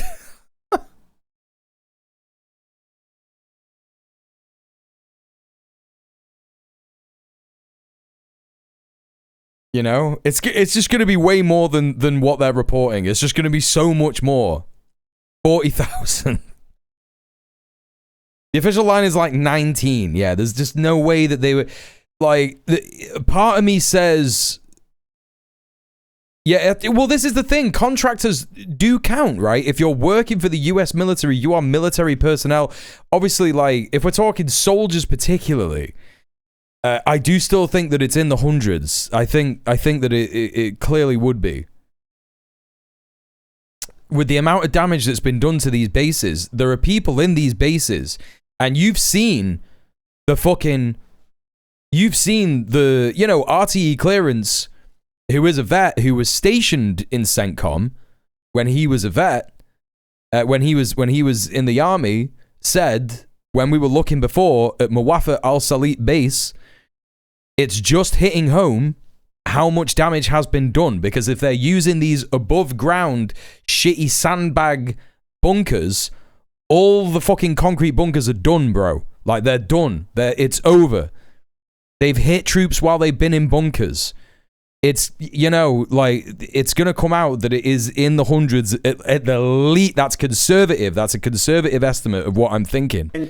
A month after that, he's going to... Hello, Junior the Taurus. Welcome in. And they will be back where least affected military bases in history, unfortunately, we're in a situation, I think, where Iran's... Hey, Susie, I was talking about this. There's no way only 19 soldiers have died. Do you think parents are being notified and they cannot say anything? I said this yesterday. I think that the way that they will get around it is that they will say, well, you can't expect to be hearing from your family members when we're at war. You got to wait until they're allowed to be at war, right? They won't release the actual numbers until they absolutely have to. Yeah, for sure, yeah. For sure. It's not that parents are being notified, it's that parents are not being notified. There's probably a large part as well of, you've got to remember, Hegseth has gutted the military in terms of totally reorganized it, you know? All that kind of stuff. We watch Elma every week. I'm confident Israel reports 10% or less. Yeah, they're doing the same thing as Israel. Israel is losing thousands of fucking troops to Hezbollah. Absolutely. And they're saying like, oh yeah, we had a very, very serious security incident and one person had a boo-boo on his head. And it's like, why is it a serious security incident then? You know? I was thinking, knowing Trump, they'd make the parents sign an NDA. Look, I mean, that's possible. I'm not saying that that's not the case. I think that if that was the case, someone would have whistleblown already. Because imagine being a parent and being forced to sign an NDA. You are not allowed to tell people how badly the war is going. That would be like, what do you mean? What do you mean? My kid's dead and I can't tell people they died in this war that I didn't want them to go in. There's no way that there wouldn't be a whistleblower already. I think when we are considering as well the way that Hegseth manages the military, they absolutely will not have the infrastructure ready and well funded to be able to find people who are reported as missing in action. Yeah, hey Stephen, by the way. Yeah, people get upset when their kids get got. Yeah, this is a regular, normal human reaction. You know, a lot of soldiers, I imagine they probably got a list as long as anyone's arm that is soldiers missing in action.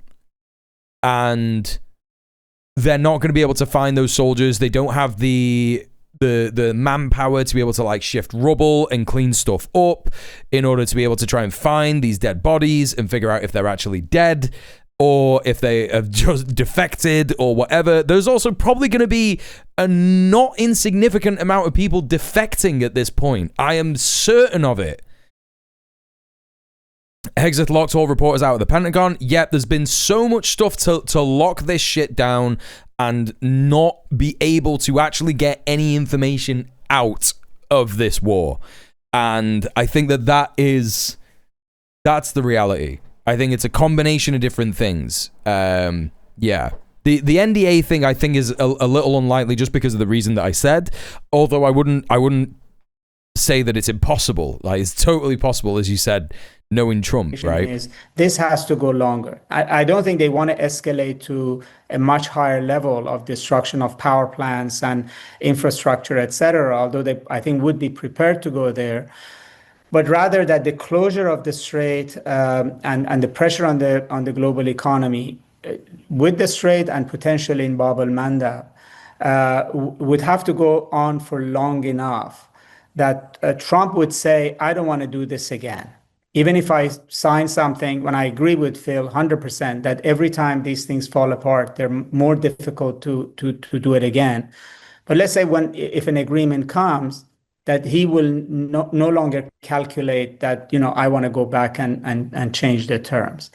And this is a very risky bet they're making. I mean, they may fail at doing it, or that we're going to be in for a very rough ride in the global economy in terms of inflation, energy prices, etc. If we're get close to October and November, and we're still facing serious disruptions in varieties of elements of trade going through the Strait of Hormuz or through the Bab el-Mandab. But I do think this is the calculation of the dominant voice in Iran now. Well, I mean, obviously that's completely actually rational from the perspective of Iran's regime, because, you've now seen repeated negotiations.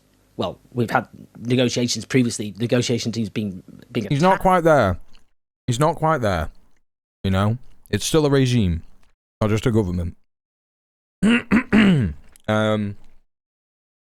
Always amuses me how America conflates an expensive military with a competent one.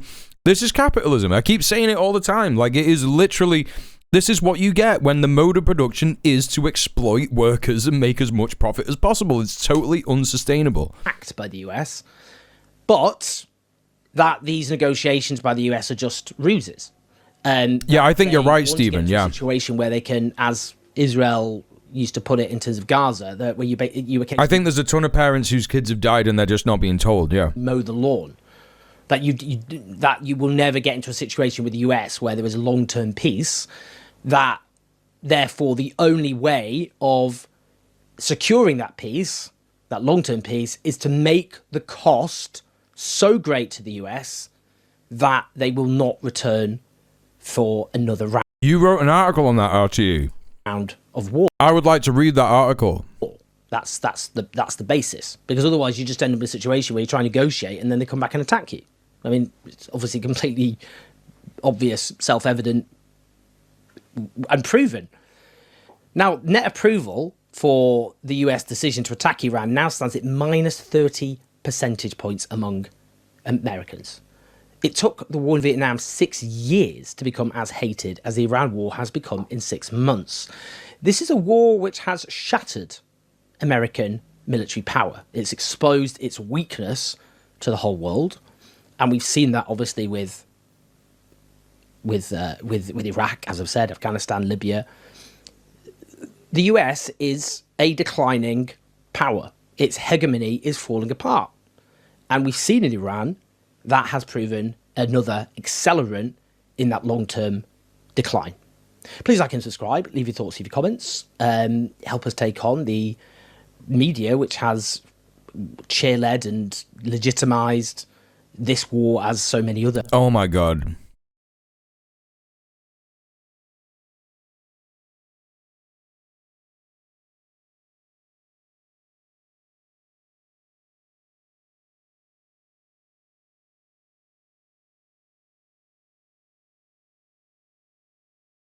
This guy is a lost cause, man. Any of you watching this guy for anything other than a laugh?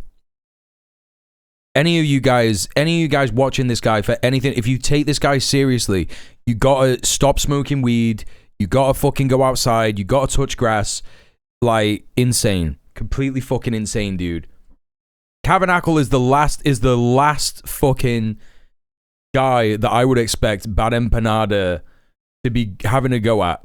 My man is an Australian. He is an Australian. He's there going, there's no good Brit or American. You're part of that! That's you! You're Australian! Fucking stupid cunt! Catastrophic wars, as well as, of course... He's an op. He's an op. He has to be an op. He has to be an op. He has to be an op, or he's smoking crack. He's just smoking crack. Possible. Do share the video. Leave your comments. I'll speak to you in a bit. Even Tabernacle is crazy. Tabernacle agrees with Bad Empanada on a lot of stuff. Just not the insane stuff.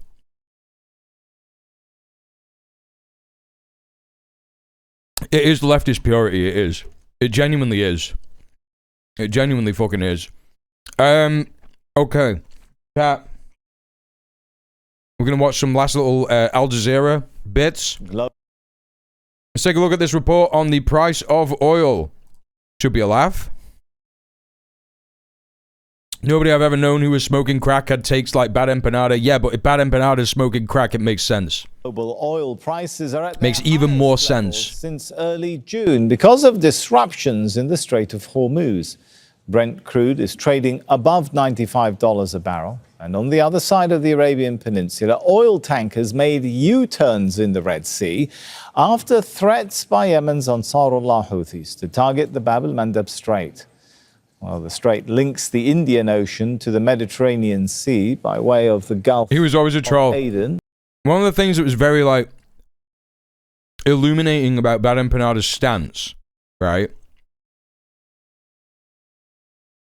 is that he said, when he went on Noah Sampson's stream and debated FD Signifier, he didn't debate him, just insane stuff. He said, this is what I'm talking about. The left shouldn't have been so harsh on Vorsh. That's everything you need to know about that guy.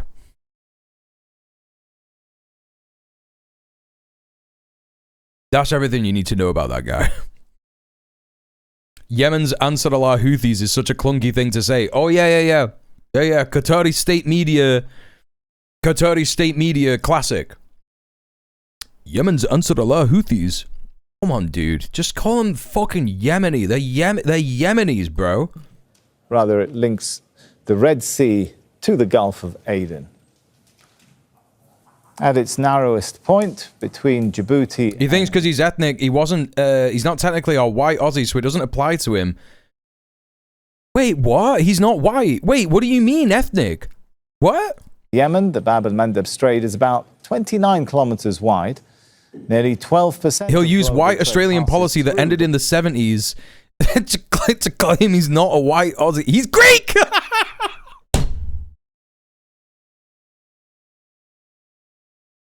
Okay, I was expecting something like that. I thought you were going to say he's Italian. The waterway, including 30%. That's so funny, dude. That's so funny. Container traffic. Yeah, we saw that, Crescent. Yeah. Force ships traveling between Asia and Europe to go around South Africa's Cape of Good Hope, adding significant time and cost. Let's go live to Yusuf Mauri in Yemen's capital. He joins us from Sana'a. So, Yusuf, first of all, let's start with what is actually happening on the seas. Are we seeing the Houthi announcement take effect at this point? Yeah, he was doing that shit about Kira chats as well, yeah.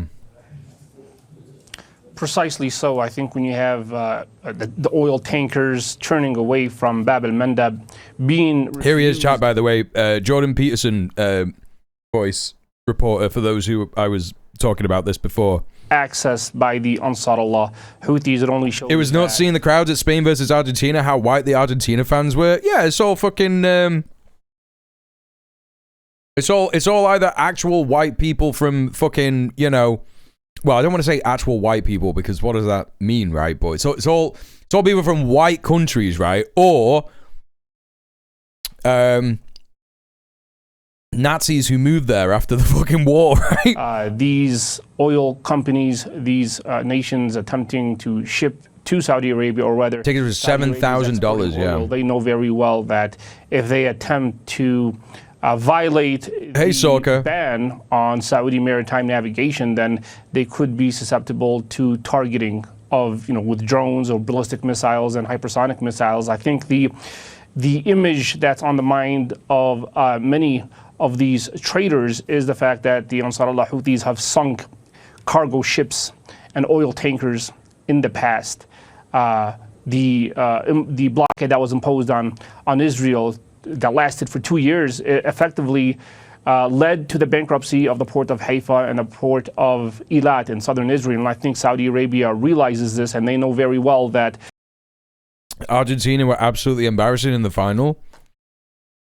My dad sent me a GIF last night at like 11 p.m. or something, just before I stopped streaming, and I didn't check it until like later.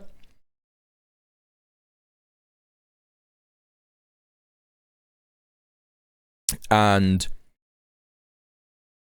when I looked at it like this morning, it was a cat like tripping up a baby. And my dad said, Argentinian cat for sale. And I'm telling you now, if we hadn't have raided Joan Adams last night and she was talking about the game, she was watching the Tabernacle video. Speaking of Tabernacle, she was watching the Tabernacle video about Argentina in the final. I would not have understood a fuck. I would have been like, what are you talking about, you fucking racist? I've been like, what do you mean? What do you mean? Perhaps the only, the best option is not to jeopardize Argentinian cat for sale, he said, on board these vessels. Now, famously, you don't like what we like. I don't like anything you like, chat. It's so true. Applies to outbound Saudi shipping. I've just spoken with an expert about. Yemen's Armed Forces spokesman Yahya Sari says a qualitative military operation struck 2 Saudi-linked oil tankers. This is apparently footage of that. Let's have a look. Excuse me.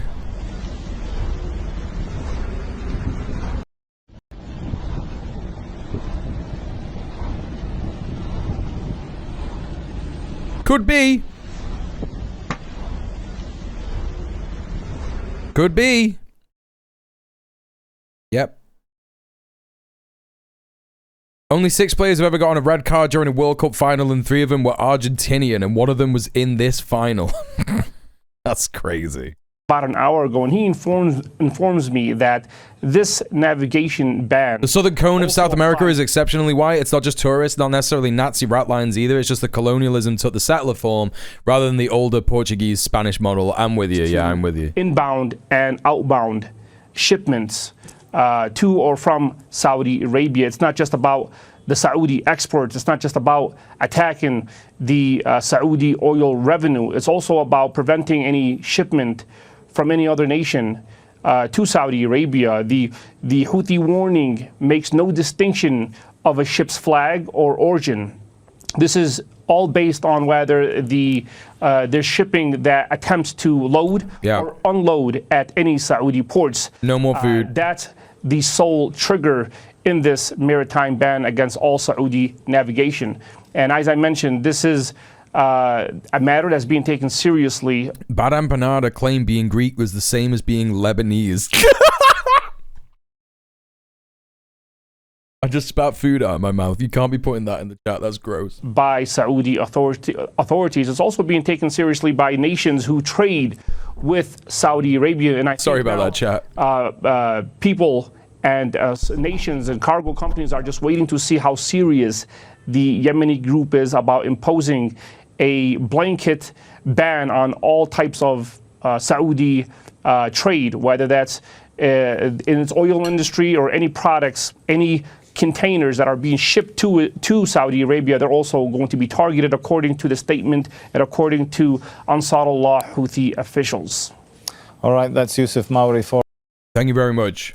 Okay, not a bad report, but still absolutely littered with Ansar Allah Houthis.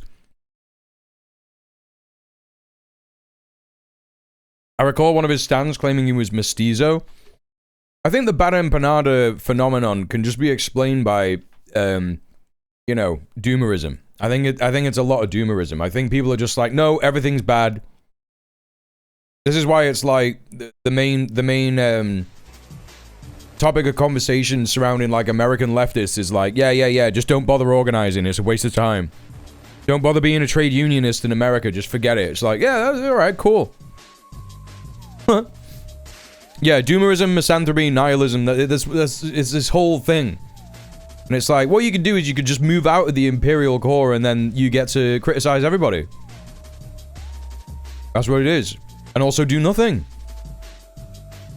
Just do nothing, actually.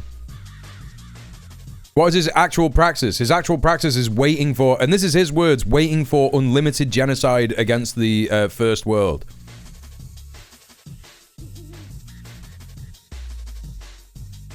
Sounds like he's got a very solid ideology. Okay, chat, it's the end of my stream. Nothing is to be done. Barely out of the core as well because it's Argentina. Yeah, exactly, that's what I mean. It's a vassal state. Just absurd. It's completely absurd. Right, okay, so.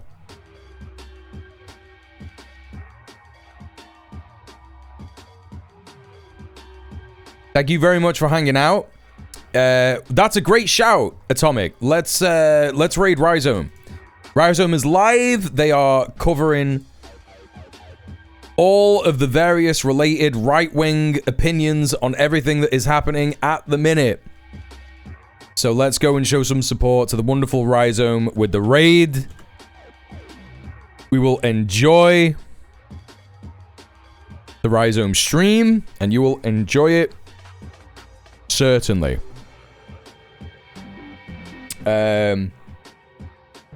Thank you very, very much. Sorry you had to see that, Mule. Wait, what? Sorry you had to see what? Wait, what? What do you mean? I'm fine. Don't worry about me. Right, yes. So, chat, I'll be back tomorrow. I can't believe that's the final aura post. Yep. You know it. Rhizome would probably love that shit. Do they even know about the Kissed Armor aura post? Someone in chat should tell them. Anyway, listen. Chat, I'll be back tomorrow. Thank you so much for all the subs, all the donos, and all the follows, and the big raid, Rob. Thank you very much. Thank you, everybody, for being here in the chat. Thank you very, very much. And thank you for lurking. If you've been watching the stream on the VOD channel, please like and comment and subscribe and let me know what you think of the stream. And yeah, join me tomorrow for some more stuff. Join us for the raid right now if you're live with us in the Twitch chat. Copy and paste the first raid message from the / me. Copy and paste it from there if you are a sub. If you're not a sub, copy and paste the second one from the beginning. And yes, I will be back tomorrow. Same mule time, same mule place. Stay excellent to each other. And yes, solidarity. Good night. Peace.